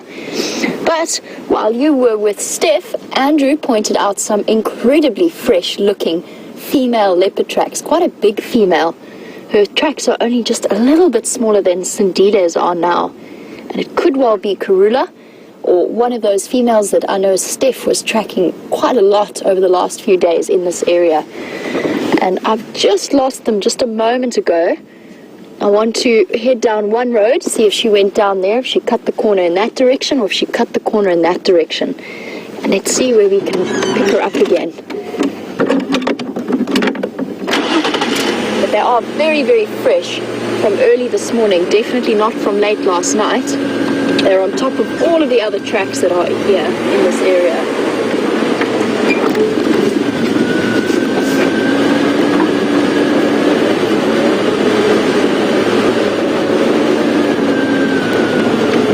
And as sneaky leopards do, she waited for the trickiest part of the road before changing direction, picking where she wanted to go.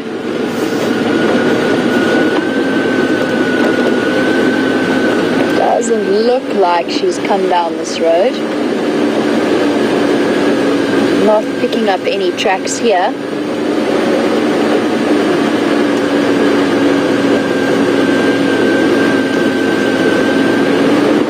I just want to continue just to that corner, and then I'm going to loop back around and check the other road.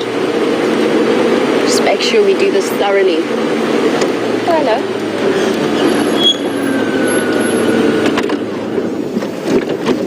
Excuse me, giraffe. Have you seen a leopard by any chance? If she has, she's definitely not telling.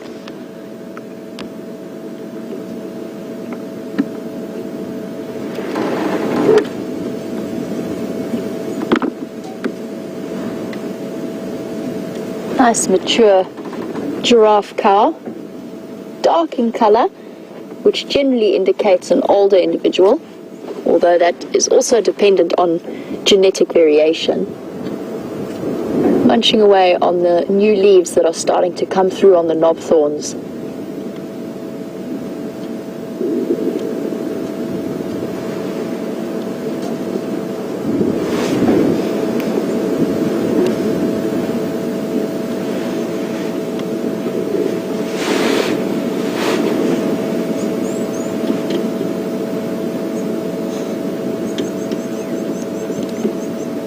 Very much on alert, keeping a close eye on us. And the wind, as I mentioned before, is starting to pick up, which always tends to make the animals a little bit more on edge.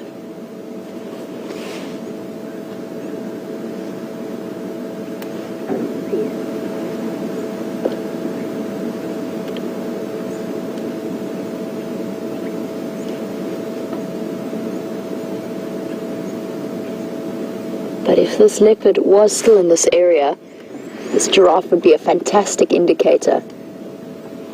And although it's unlikely that a leopard is going to be of any kind of threat to a giraffe, generally what they will stand and do is just stare right into the direction that the animal is in, very, very intently, keeping a close watch on it. And it's their way of saying, listen, I've seen you, don't try anything funny.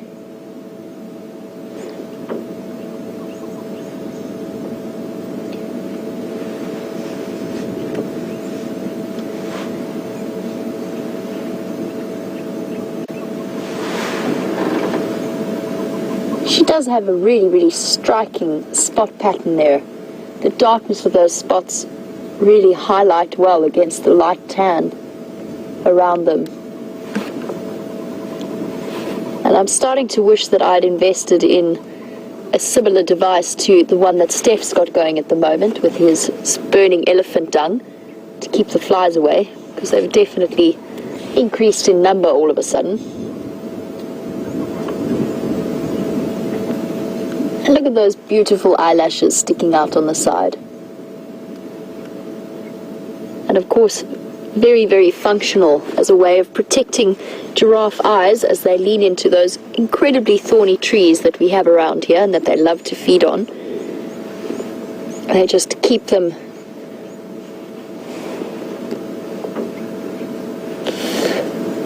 from poking their eyes out.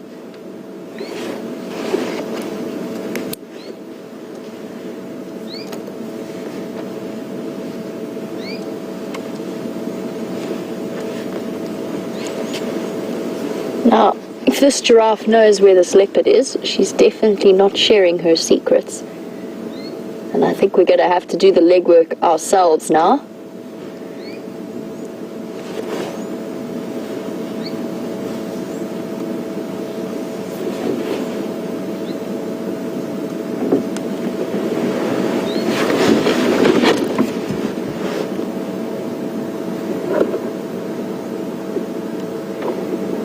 Going to leave her to continue her breakfast in peace, just because those tracks are so incredibly fresh, and I do think we might be hot on the trail of where this female leopard has gone. I'm just going to drive to the corner, double check that she didn't pop out there, and then loop back around and go back to the junction where I had her tracks last.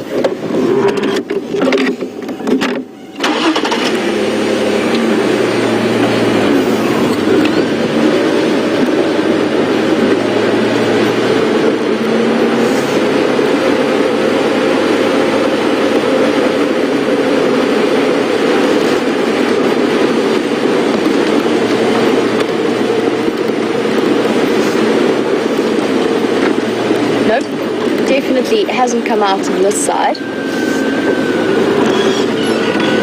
Could be that she took the other road or decided to make life a little bit more tricky and hasn't taken a road at all. We're very, very close to a beautiful network of drainage line systems that is stunning to look at but difficult to track through.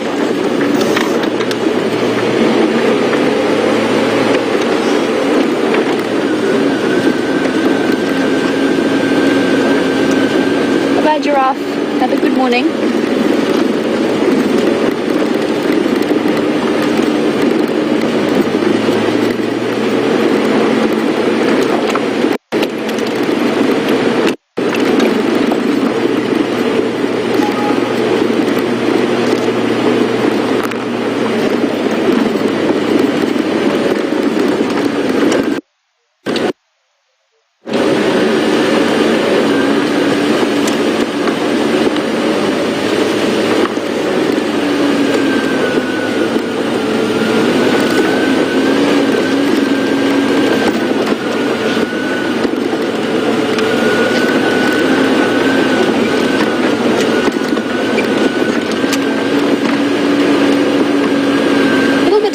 On the sunrise safari, we were talking about that giant land snail shell, and I mentioned that maybe tortoises eat them, or the dead shells, as part of a way of getting their calcium. And Sibusisu, aka the Black Mamba, welcome to the sunrise safari. It's great to have you on board as always. Now, you would like to know if it's true that, or if it's tortoise shells are sensitive to touch. And that is actually a really good question because it's not one that I have the answer to. I think that they are. I'm not too sure about that though. And you also want to know if it was true that their sexual maturity is determined by size rather than age. And that is true. It depends on how fast they've managed to grow in terms of the resources that they have at their disposal. And even more fascinating to me, I'm not sure exactly, by the way, which size they have to reach before they are able to breed. Presumably for the female, it's got to be where she can produce a healthy clutch of eggs. And for the male, it's actually got to be to the point that he can actually mount a female of a suitable size. Because if you've ever seen tortoises mating, it can be quite a struggle. It requires quite a bit of dexterity on the part of the male. Those shells are slippery. I still don't see the tracks coming out here. But on the subject of tortoises, what is even more awesome is that their gender that they will hatch as will depend on the temperature at which the eggs are incubated. So some of the lower ones, the deeper ones, will be incubated at a slightly cooler temperature than the ones above that. And that's a really, really fascinating process. It works the same in crocodiles, but in reverse. So I think in crocodiles, I might have got this the wrong way around, but in crocodiles, the babies are, those that are incubated at higher temperatures are boys, and those that are incubated at cooler temperatures are girls. And for tortoises, it's the reverse. So at higher temperatures, they are girls, and at lower temperatures, they are boys. Really, really interesting way of gender determination, and I know that there's a great deal of research into how exactly that works in terms of gender formation, because obviously in mammals your gender is determined from the moment of fertilization. So depending on whether you get two X chromosomes or an X and a Y chromosome, that's determined straight away.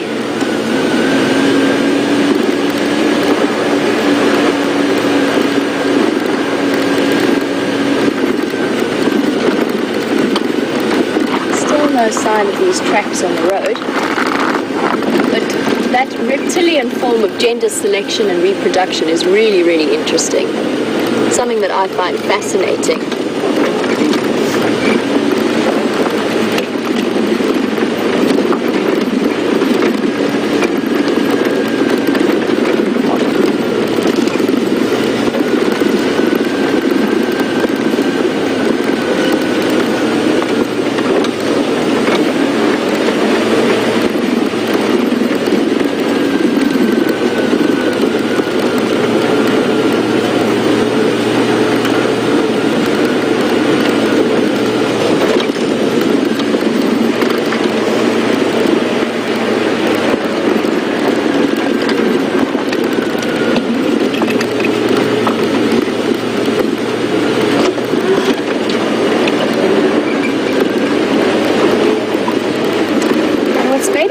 Tricky moving along this road is that it seems as though a troop of monkeys have also walked up here. So I keep seeing paw prints out of the corner of my eye, but it's not leopard tracks. I wonder if she's still tucked away in this block somewhere.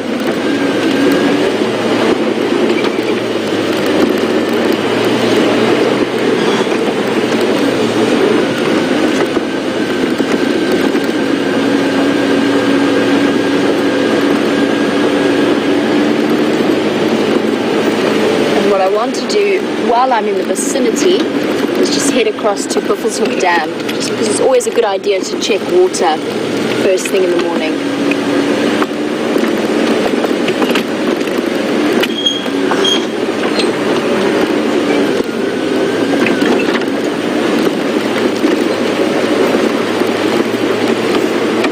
Now if I don't find her tracks coming out anywhere along the road here, then I'm going to have to hop off and do a little bit of a walk. And in the meantime, I'm sure you're wondering what Stef has been up to. So we shall cut back across to Stef, and I will catch up with you a little bit later.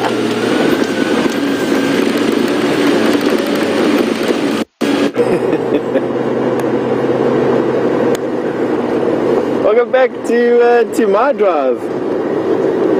Myself and Bryan are having a whale of a time just driving through Arathusa. We went through a big patch of not knowing where we were at all, which is always a good thing. And now we're back onto familiar ground, relatively speaking, again. And heading back into the area where we last saw Sindila last night. We've been circling through that area to try and find some tracks. We did find one track of a male leopard. It could possibly have been Sindila. It wasn't a very big leopard, but it wasn't all that fresh either.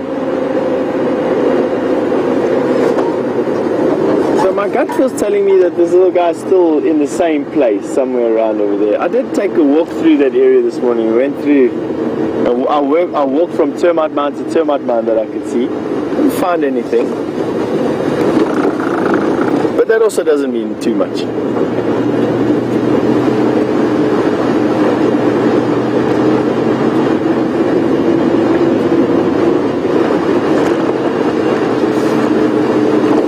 But now,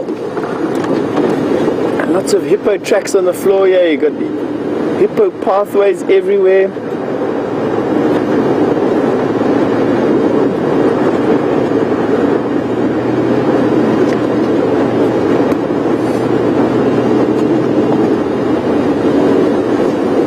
Cover, I'm happy to report, hasn't gotten much thicker than what it was. Alright, here we have some impala.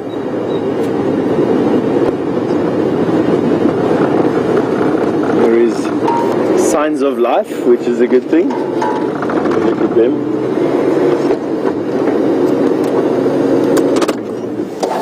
We hardly ever take the time to really appreciate these beautiful antelope. Always so busy looking for other stuff.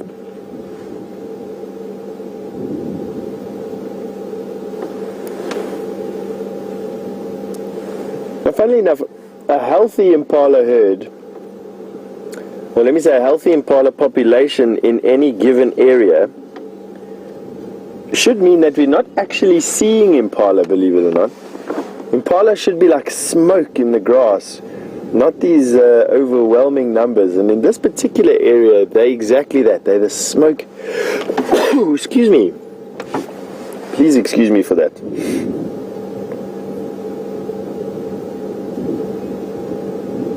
They're the smoke, this red smoke in the grass and in the thickets, and it's really pretty to see.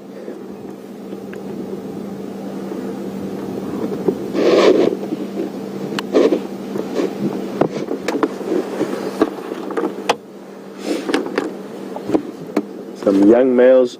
All the females are quite heavily pregnant at the moment. They'll be dropping their babies at the end of October, where the first to drop will be around about October sometime.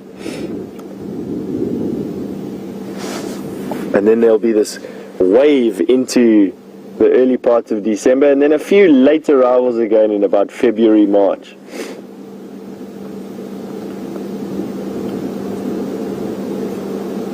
Anyway, I think let's carry on going. Nice to see them. They're not making any alarm calls, and they're not making it any easier to see them, but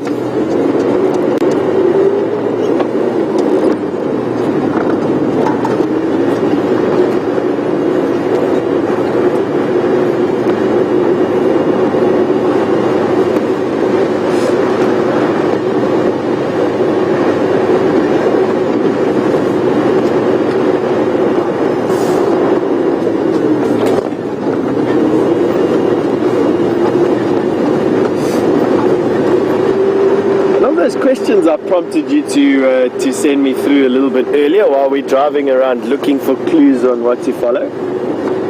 Georgianne in Illinois has asked, do we get bush hyrax in this area? Georgianne, we do in the rockier parts of the reserve. There are some bush hyrax or rock hyrax. You get two different types of hyrax. You get rock and a tree hyrax. I would presume that you are referring to the rock hyrax, the common dussie, the one that we find living on rocky outcrops out here. So yeah, they are quite common here, but where you have rocks, they're almost exclusively occur only where we find rocks. The tree hyrax now is something a little bit rarer to find. That, as far as I know, we don't find here in the Kruger National Park.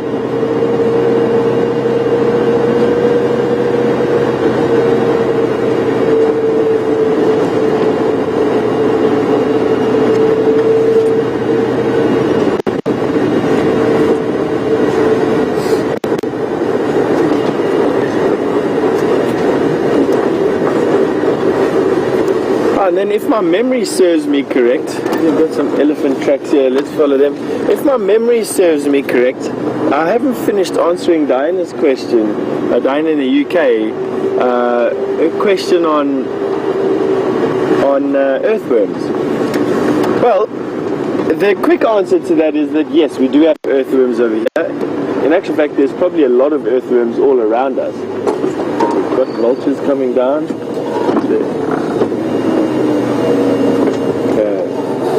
So I just got sight of one vulture flying out of the air. There's nothing more there. Sorry, Brian, I ambushed you there.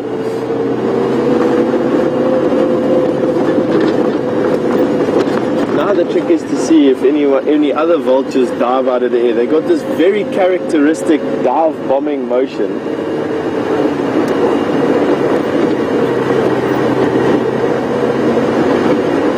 And it could be just landing in a tree, also be the presence of a kill, and I think let's go and I'll keep my eye on that particular patch.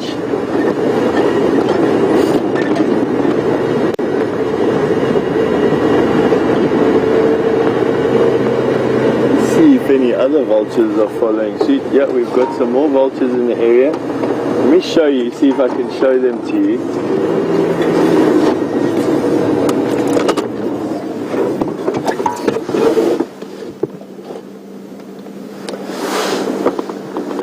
There we go.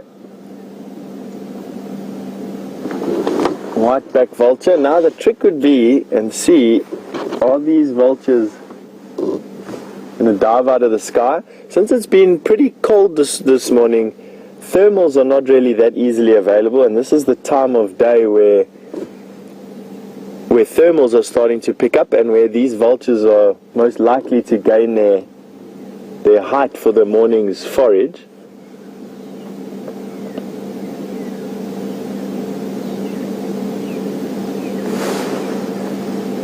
So the key to what I'm looking for now is them diving out of the sky to where that other vulture I saw landing. That other vulture could have just been landing in a tree, not necessarily landing on a kill, but let's see what these other birds do.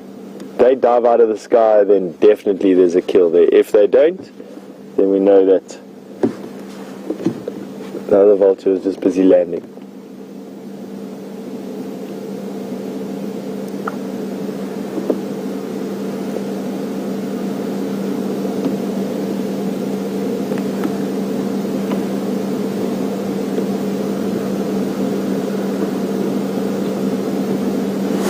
No, not diving out of the sky at all. We've got quite a few vultures around us at the moment.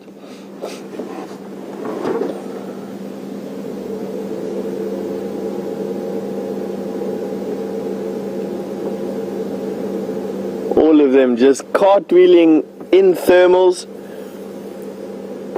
to gain some height. Yeah, you can see them as black spots in the screen. Quite difficult to track. Brian's doing a fantastic job here.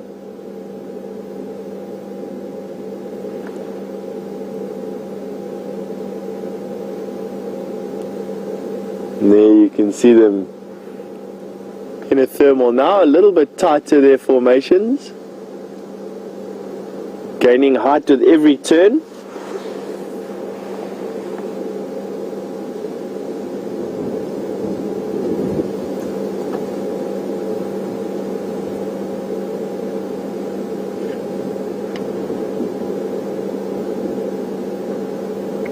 And there we go, that thermal ran out and now they're moving off to the next thermal. So it looks like a bit of a false alarm. There were enough vultures over here for me to say, wait, we've got something. But without them flying down onto the ground, all it is just a group of vultures that have decided that this particular area is good for thermals and have flown up into the air. So a false alarm there, but doesn't mean anything. We'll carry on searching.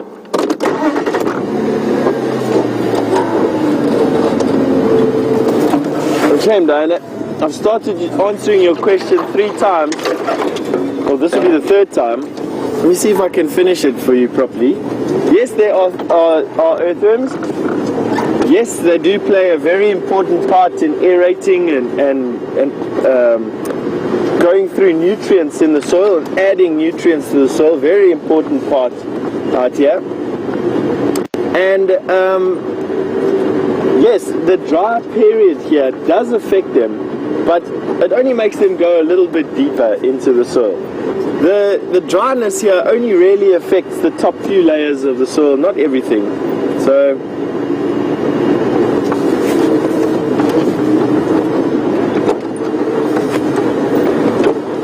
there's that track there on the corner there. The lion track to me on the corner of the road.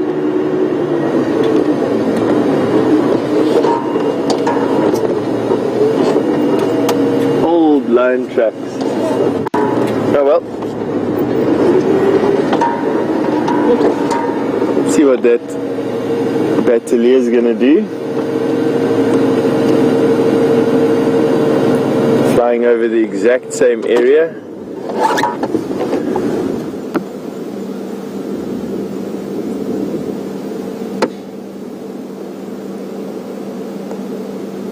Not even turning a wing.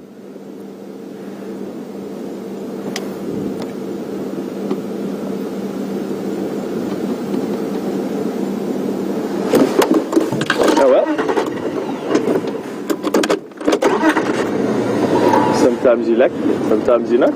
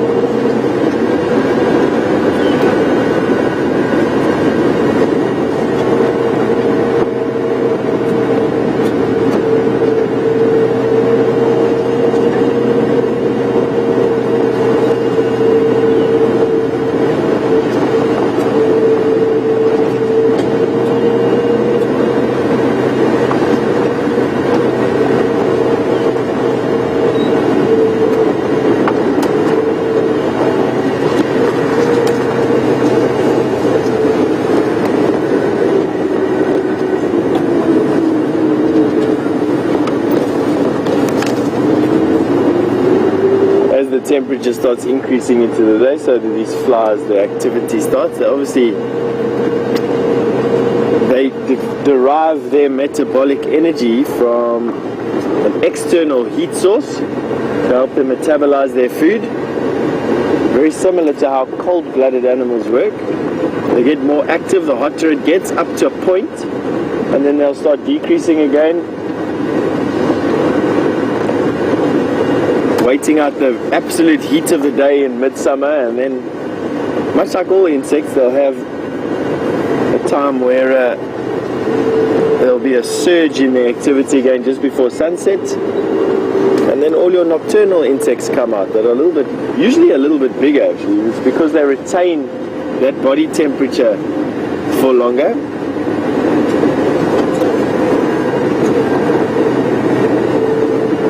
Nocturnal insects are usually a little bit bigger than diurnal insects. Not always. You get these swarms of these little black bugs around Christmas time that drive people absolutely mental. Thousands upon thousands of them. Although Brent's stories of his time in Gabon, which is right up on the equator, and in the rainforests, his stories of the insects that occur over there are something terrible.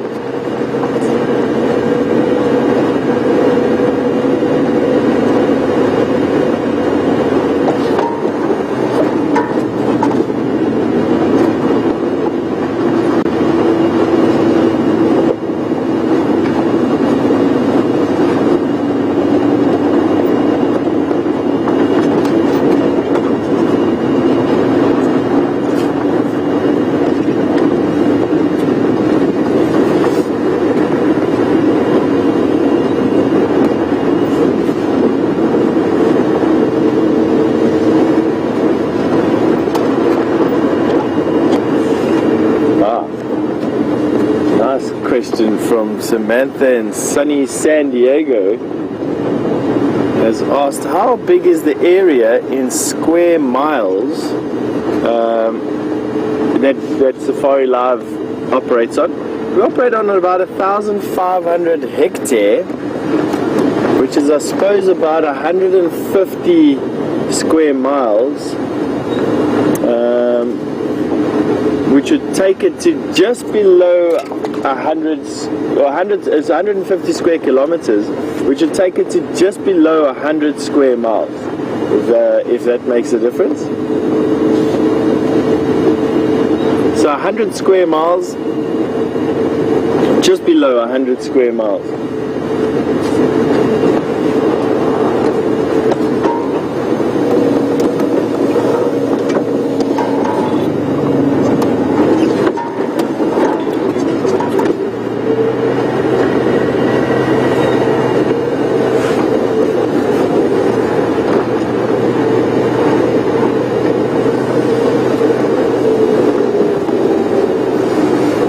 Sandy in Texas has asked how we plan our safaris. It's quite an interesting question, that, Sandy, because planning a safari is a lot to do with what you feel like doing for the day and also what's available out there in sightings terms. If there's a static sighting, then it makes the most sense to go out to that static sighting. Quite often, if it's close to the camp, we'll start the show on one of these static sightings. But equally, if you've heard some lions roaring in an area, or you've left an animal in a particular area, or you've seen some tracks go in a particular area, you'd like to get to that area as quickly as possible so that you can start what we call working that area.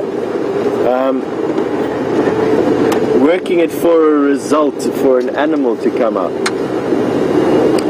And it all just depends on distance. Now, there is a plan. Obviously, we don't all follow each other around. This morning, for instance, I'm just going to go through this little dip. The signal might get a bit shaky here.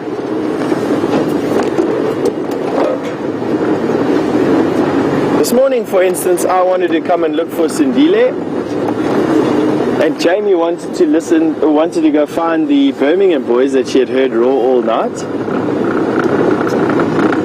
And so we discussed what routes we were going to take, and then we actioned it from there.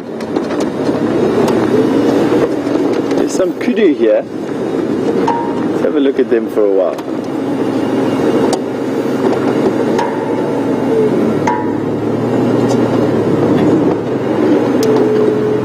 Young male kudu.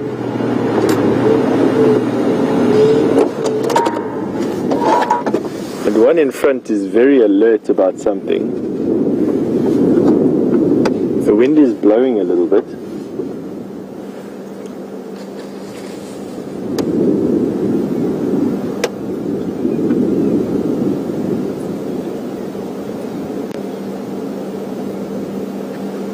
Ears pricked forward.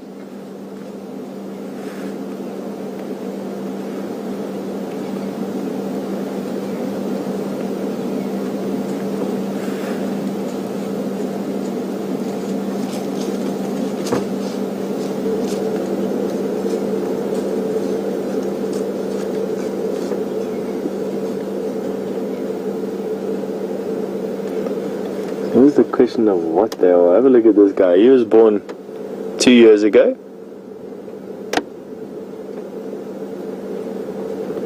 Almost 2 years ago.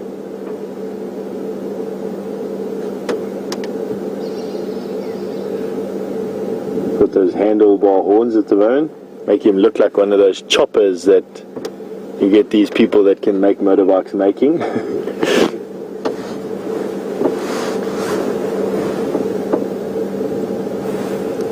He's just taking the time while Mom is looking very intently into the bush there.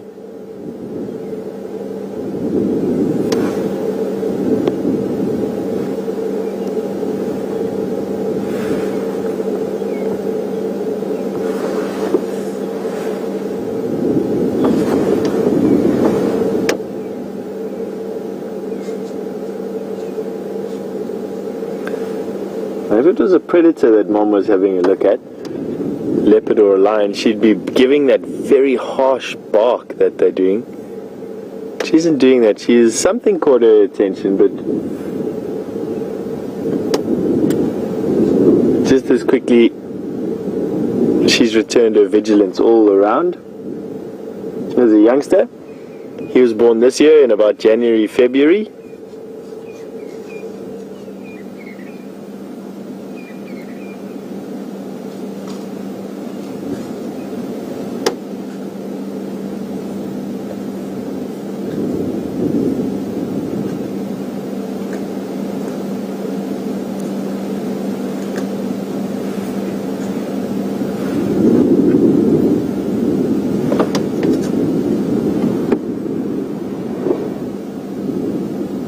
Beautiful specimen of a female kudu.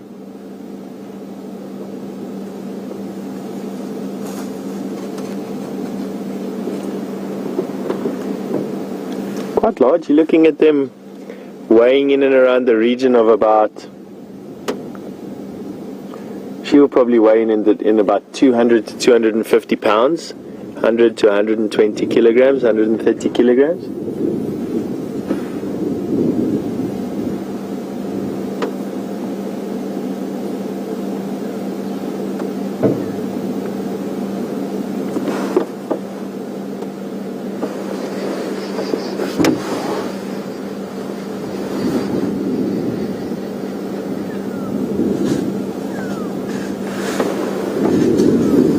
We've got 4 adult kudu actually, and 2 youngsters.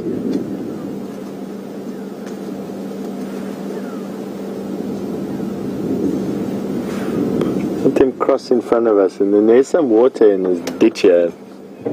Maybe we're lucky and we can get to see them drink. I don't want to split the herd. 5 adult kudu actually.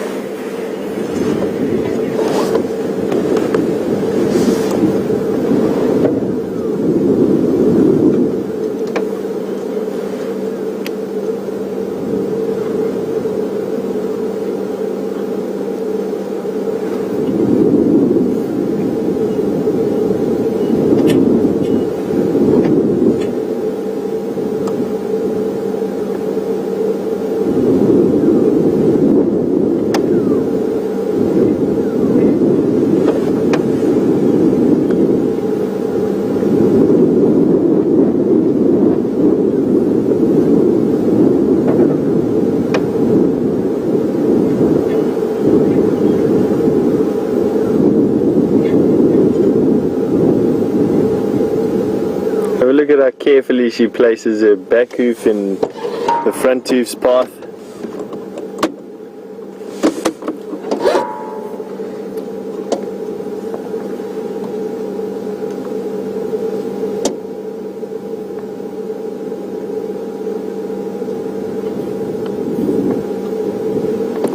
She's going down to the water. One more adult female to come, and then I'll move the car so we can see. This young bull that we were having a look at, I'm not too concerned about him. He'll just walk around the car. What we don't want to do is spook the females.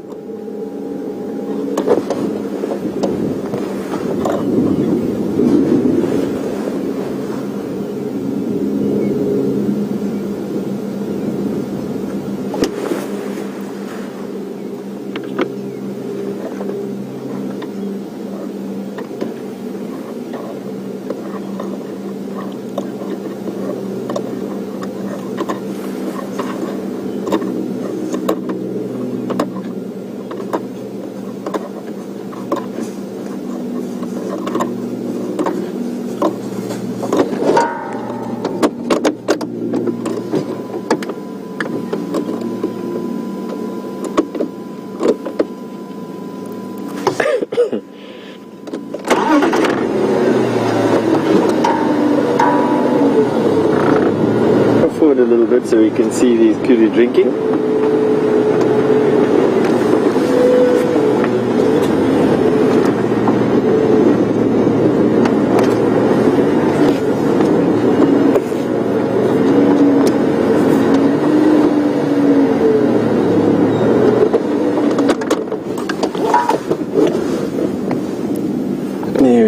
managed to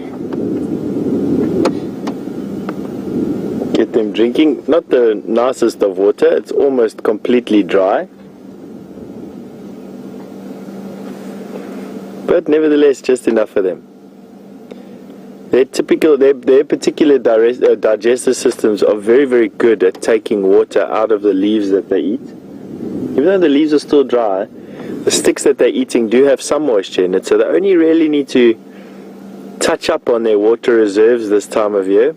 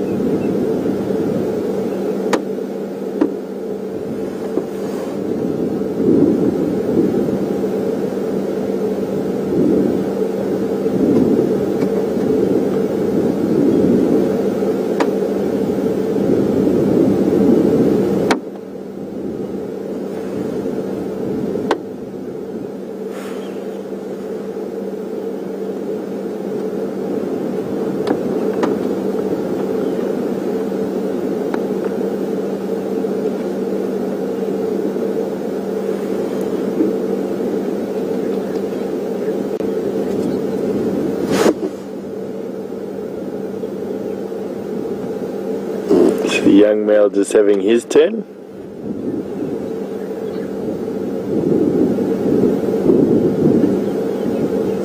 Watch carefully how he steps. His back foot will go exactly where his front foot went. It's called registering. You'll see me referring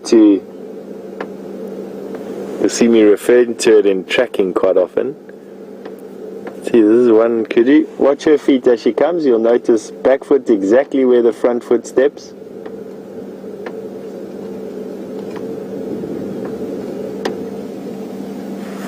Most bizarre way of walking, but anyway, when you have a look at it like that, well done on catching that, Bryan.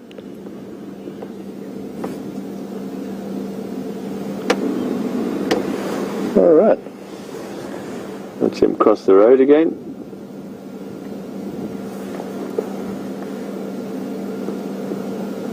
And the reason why they register is to reduce the sound when they're walking through the bush. So it's a sound deadening technique.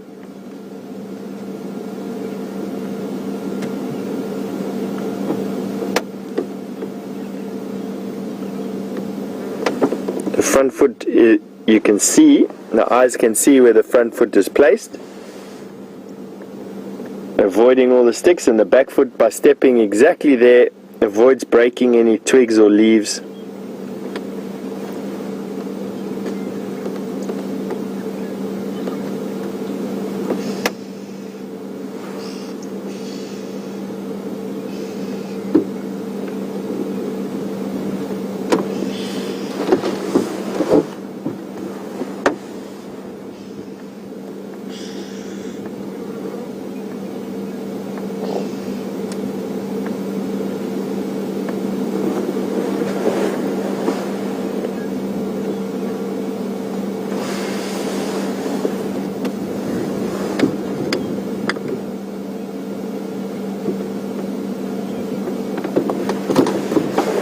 Alrighty, and from breeding herd of kudu to a breeding herd of buffalo with Jamie. Sure, she'd love to tell you about them. Myself and Bryan are going to carry on having a look for Sindile, and I'm sure we'll have some updates before the end of the show for you. Enjoy.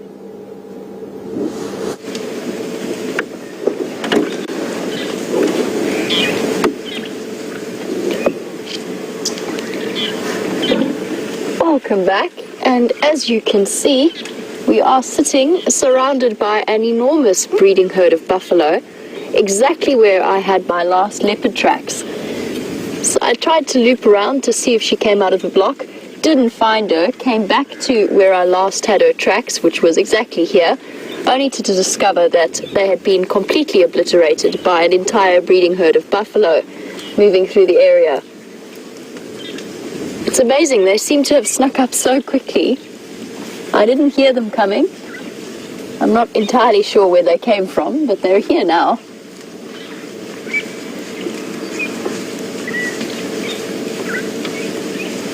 mooing away.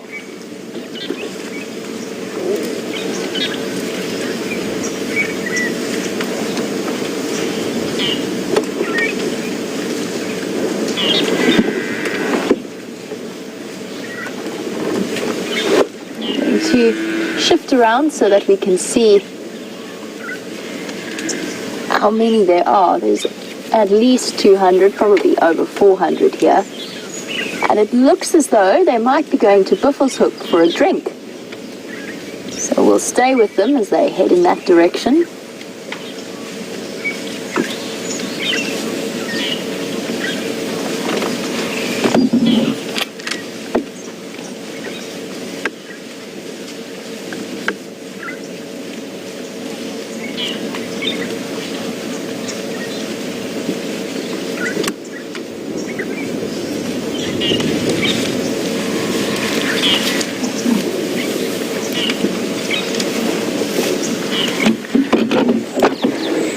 As we are watching this very healthy looking group of buffalo, we had a question about whether or not the older buffalo have a special place that they go to die.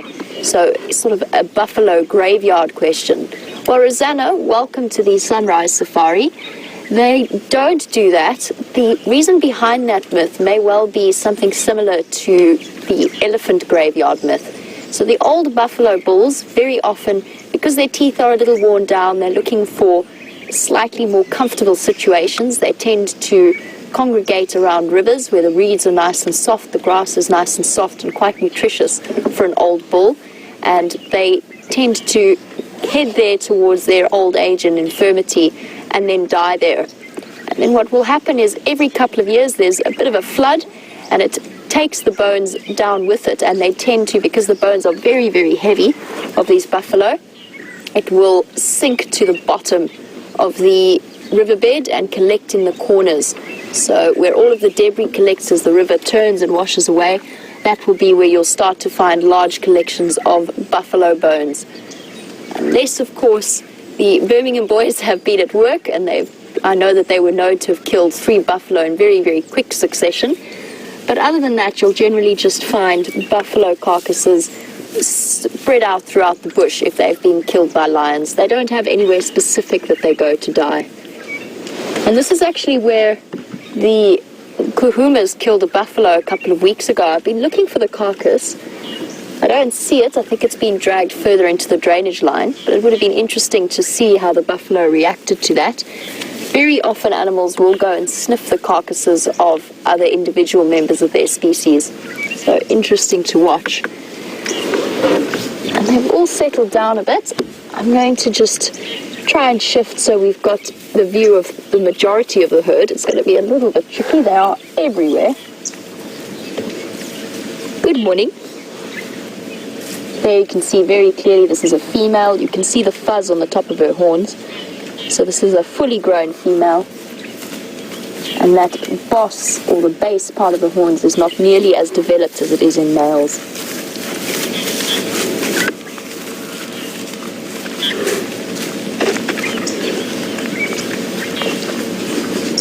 And I did mention I was going to shift around, but I actually think I'm going to stay here for now, because we have got some of them approaching. We've got a rather sweet little calf, probably about 6 months old or so.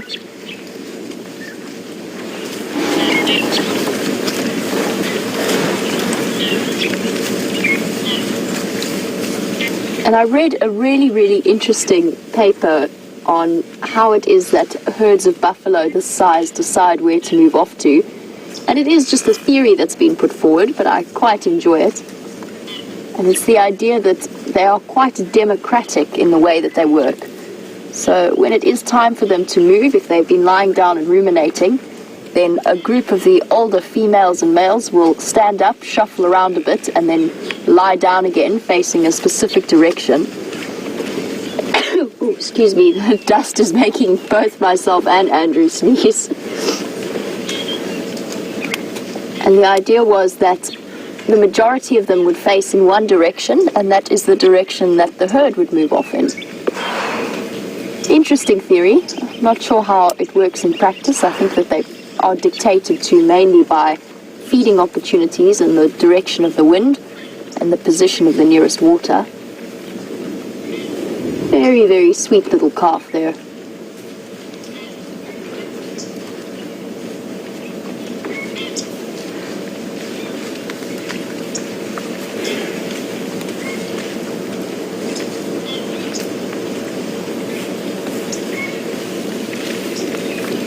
And a lot of the mooing sounds that we often associate with these large herd of buffalo, a lot of them happen when, as the little calves like this one move through, they get separated from their mothers, and they moo and contact call both the mothers and the calves to be reunited with their offspring.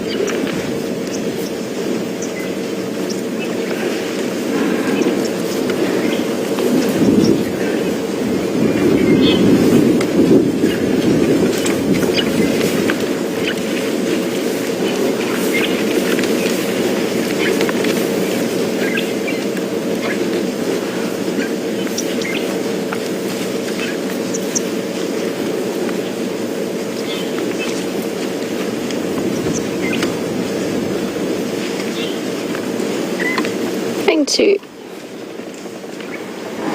loop around and possibly change our perspective a little bit. The majority of the herd are feeding just off to my right, so I'm just going to loop onto that road. I did notice when I drove in that the herd is rather skittish, and that could well be that it's because of the wind that's blowing, so I don't want to disturb them too much. But of course, with a large and somewhat noisy herd of buffalo moving through the area, there is always the possibility that lions have heard them and are following behind.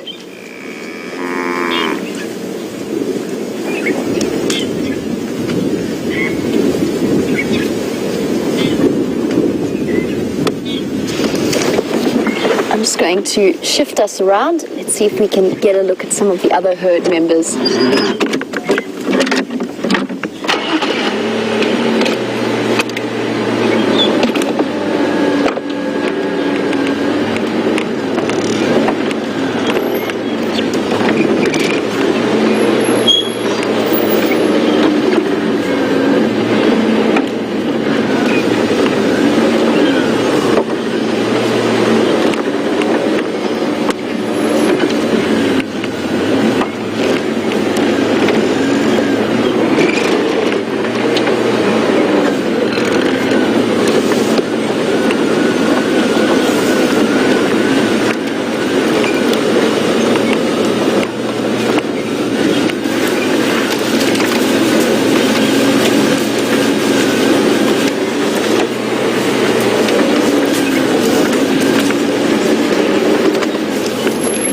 Stop here. I don't want to startle them any further. They don't need to expend too much energy running away from us. They'll need all of it if the lions do come around. And as they're walking through, both Stef and myself have been chatting a little bit about what's known as registering. So where the back foot falls where the front foot was. And you'll notice that these buffalo are not particularly subtle animals as they move through. There's a lot of crashing, a lot of crunching, and a lot of mooing. So typically buffalo are not too concerned with being quiet. And in terms of the way that they walk, they do what's known as partial registering. So the back foot falls almost where the front foot was, but not in the same pronounced secretive way that both the lions and the kudus that we chatted about this morning will register, and they're not as concerned with silence. So they'll either partially register or fully register.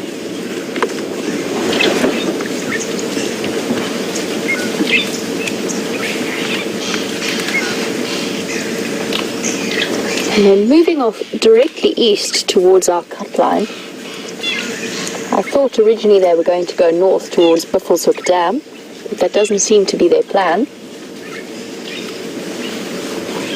And I think our best approach is to loop around and meet them on Cheetah Cut Line. Here's a little tiny calf. That one can only be about 4 months old. Very, very sweet.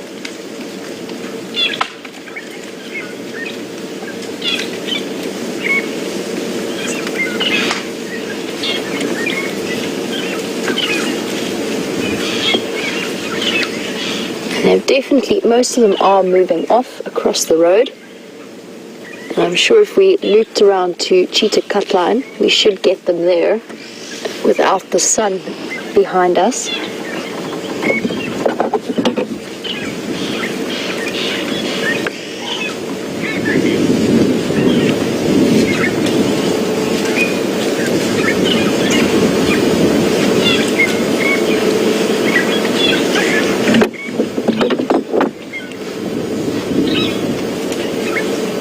As we've been watching these young calves moving through with the herd, you'll notice that they stick fairly closely to mom as much as possible.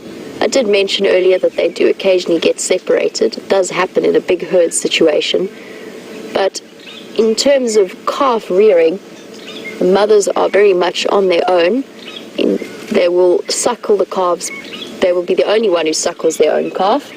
And there's not much protection otherwise. However, if there is an attack by a predator that aims for one of the calves, not only will the mother defend it, but the whole herd very often comes to the rescue and charges various predators such as lions to try and chase them off a buffalo calf.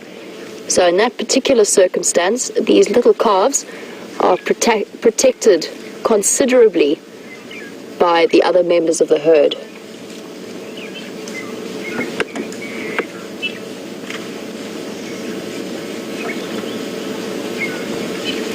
Most of the stragglers are moving across now into this thick block.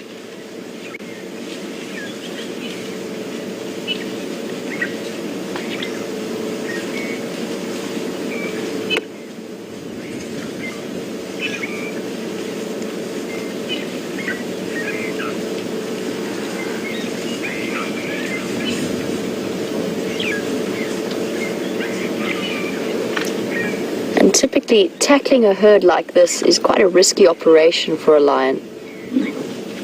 They need to be very, very careful and make sure that they only really approach the stragglers of the group.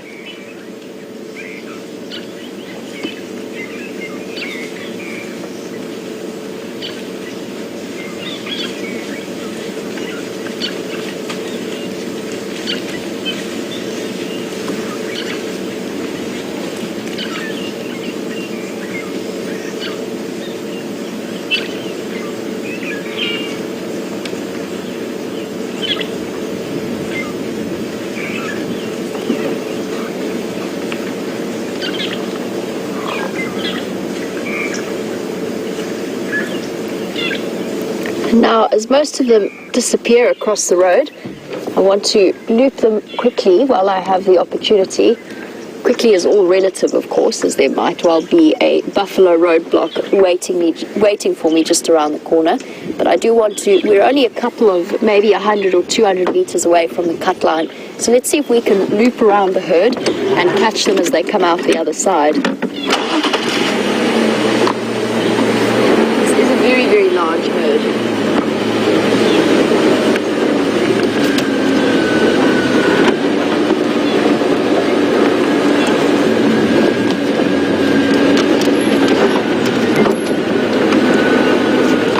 Is definitely not going to happen.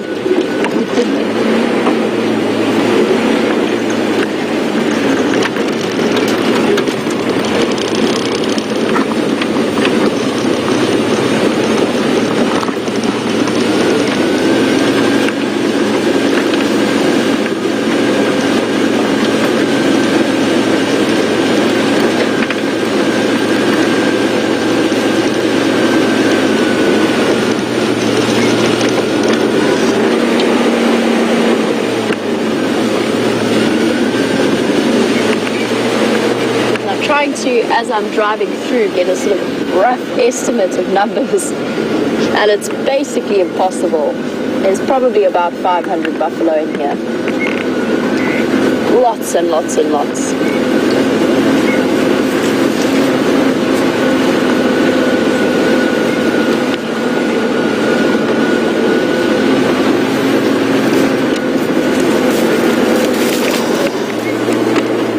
Hello, boy.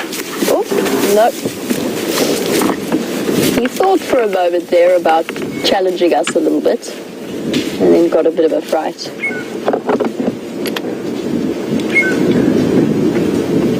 And that's the look that nobody wants to see if they're walking.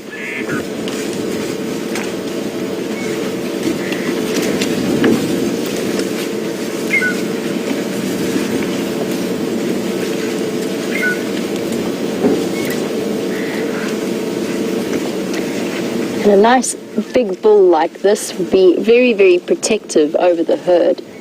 And Dee from Minnesota, welcome to the Sunrise Safari. And you wanted to know if they will intermingle within the herd, and usually yes they do. The main body of the herd moves through with a couple of bulls within it, and then yes, a lot of them will hang back around the outsides and the outskirts of the herd, and also bring up the rear. And if there was to be an attack by lions, they would definitely be forming one of the first walls of defense. Although usually in that kind of scenario, most of the herd will be there. And you can imagine being presented with 500 sets of horns. If you're a lion, it would be highly, highly advisable to remove yourself from that situation if the herd does decide to turn on you.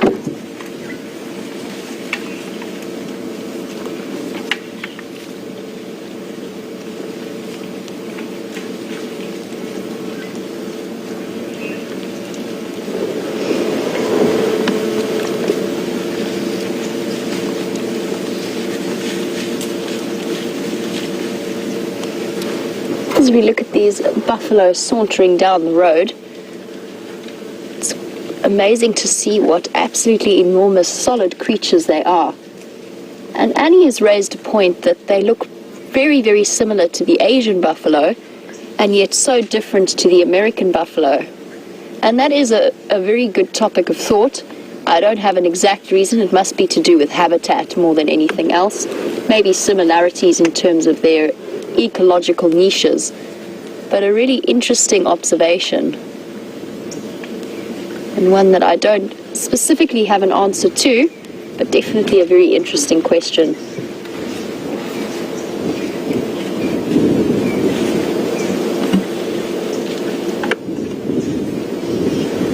And as they saunter off towards the cut line, I want to continue in that direction, just to see if we can get an idea of exactly how big this herd is, and how on earth it managed to sneak up on me. I had no idea it was here. I was probably about 5 minutes from hopping out of the car to follow those leopard tracks. An interesting surprise for the sort of closing few moments of the Sunrise Safari.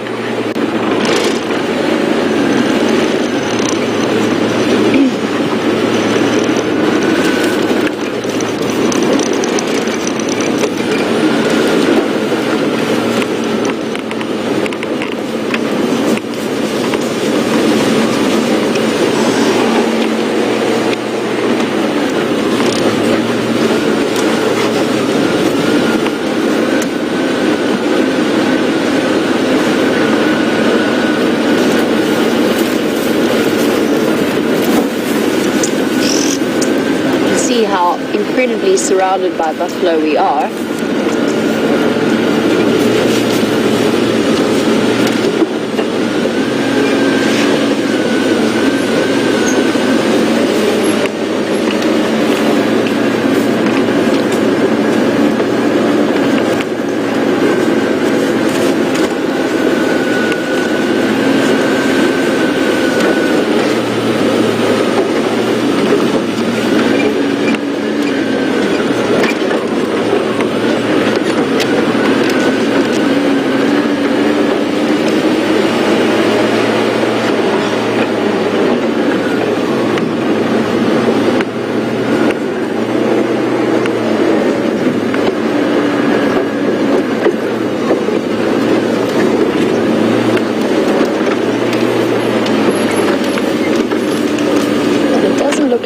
most of the group have made it across to the cut line yet.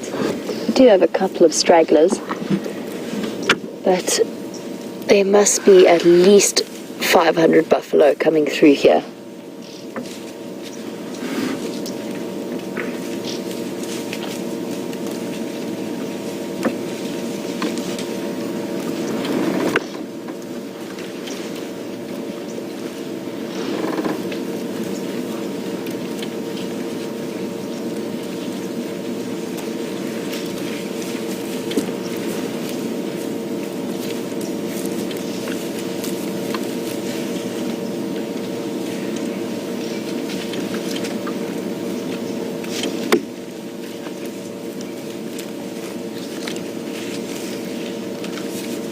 And they've obviously decided that this particular block is a good place to stop and have a meal.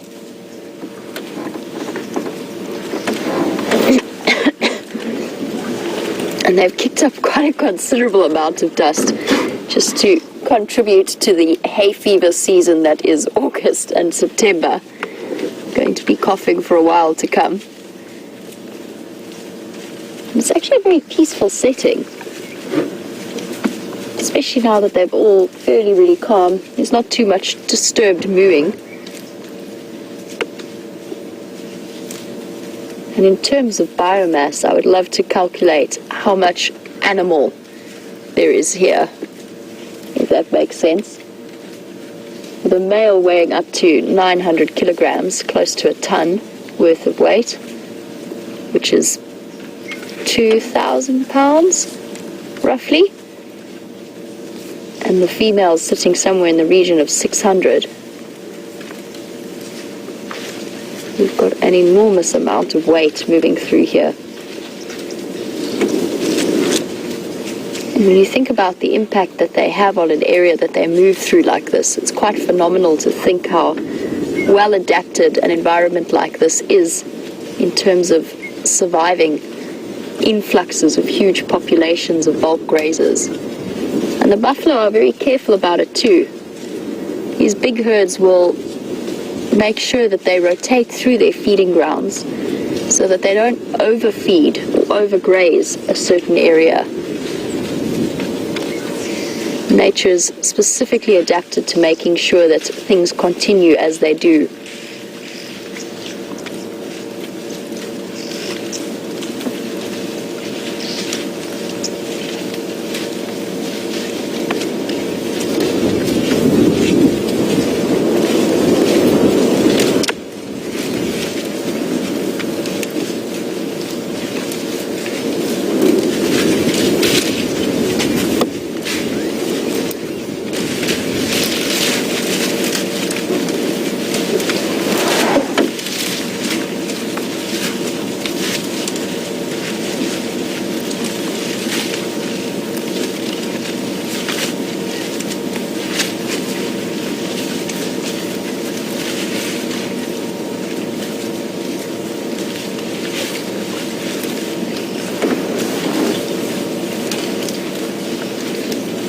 Individual there is probably about a year old, just looking at its horns.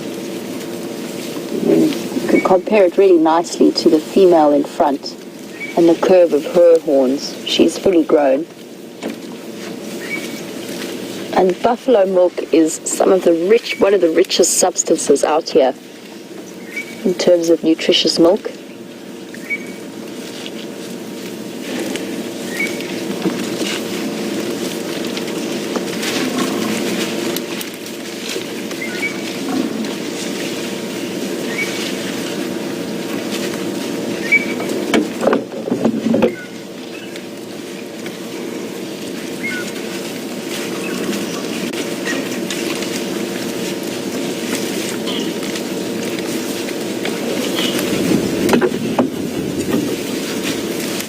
As these buffalo begin to make their way out into the open onto this cut line, which they are slowly but surely doing, we're going to cut back across to Stef so that he can say his farewell for the sunrise safari, and we'll be back with you in just a few moments.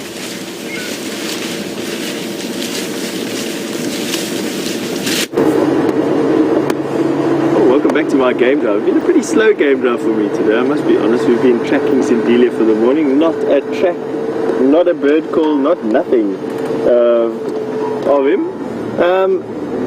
Which is a bit of a pity because my drought of leopard continues. And I don't quite know what to do. I think I'm going to run around and jump around in a circle. I don't know, go and kiss an apple leaf tree. Any magic charm that I can get at the moment to change my luck. But nevertheless, it's been quite a pleasurable morning. I hear from the radio chatter that the Birmingham Boys have gone where we tracked them, where Jamie tracked them today. They've crossed south, but they've managed to split up the two Matimbas. And apparently it is chaos. The Birminghams are running around like maniacs trying to find these two Matimbas who are split, and I can only imagine very panicked. So we'll definitely keep you updated on that. That's about as much as I know for now. It's going to be interesting to see what happens throughout the day, and we'll get feeds from all of our friends out here and keep you updated. But definitely keep your eyes on Twitter and all the different Facebook pages around. I have no doubt it's going to be an exciting morning. But from myself, I'm going to say goodbye, and from Bryan, thank you very much, Bryan, for all your hard work today, and we will catch up with you with the Sunset Safari in just a few hours from now. Have a nice day.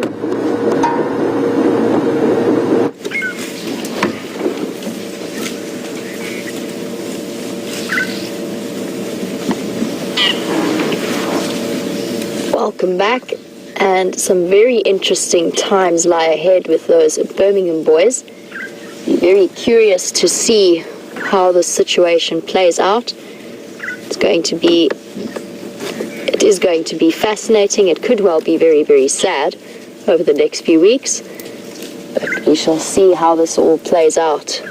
And with this herd of buffalo moving through, I wouldn't be surprised if we get the Birmingham boys coming to visit sometime in the evening. They are probably about 2 kilometers from the position of this buffalo herd.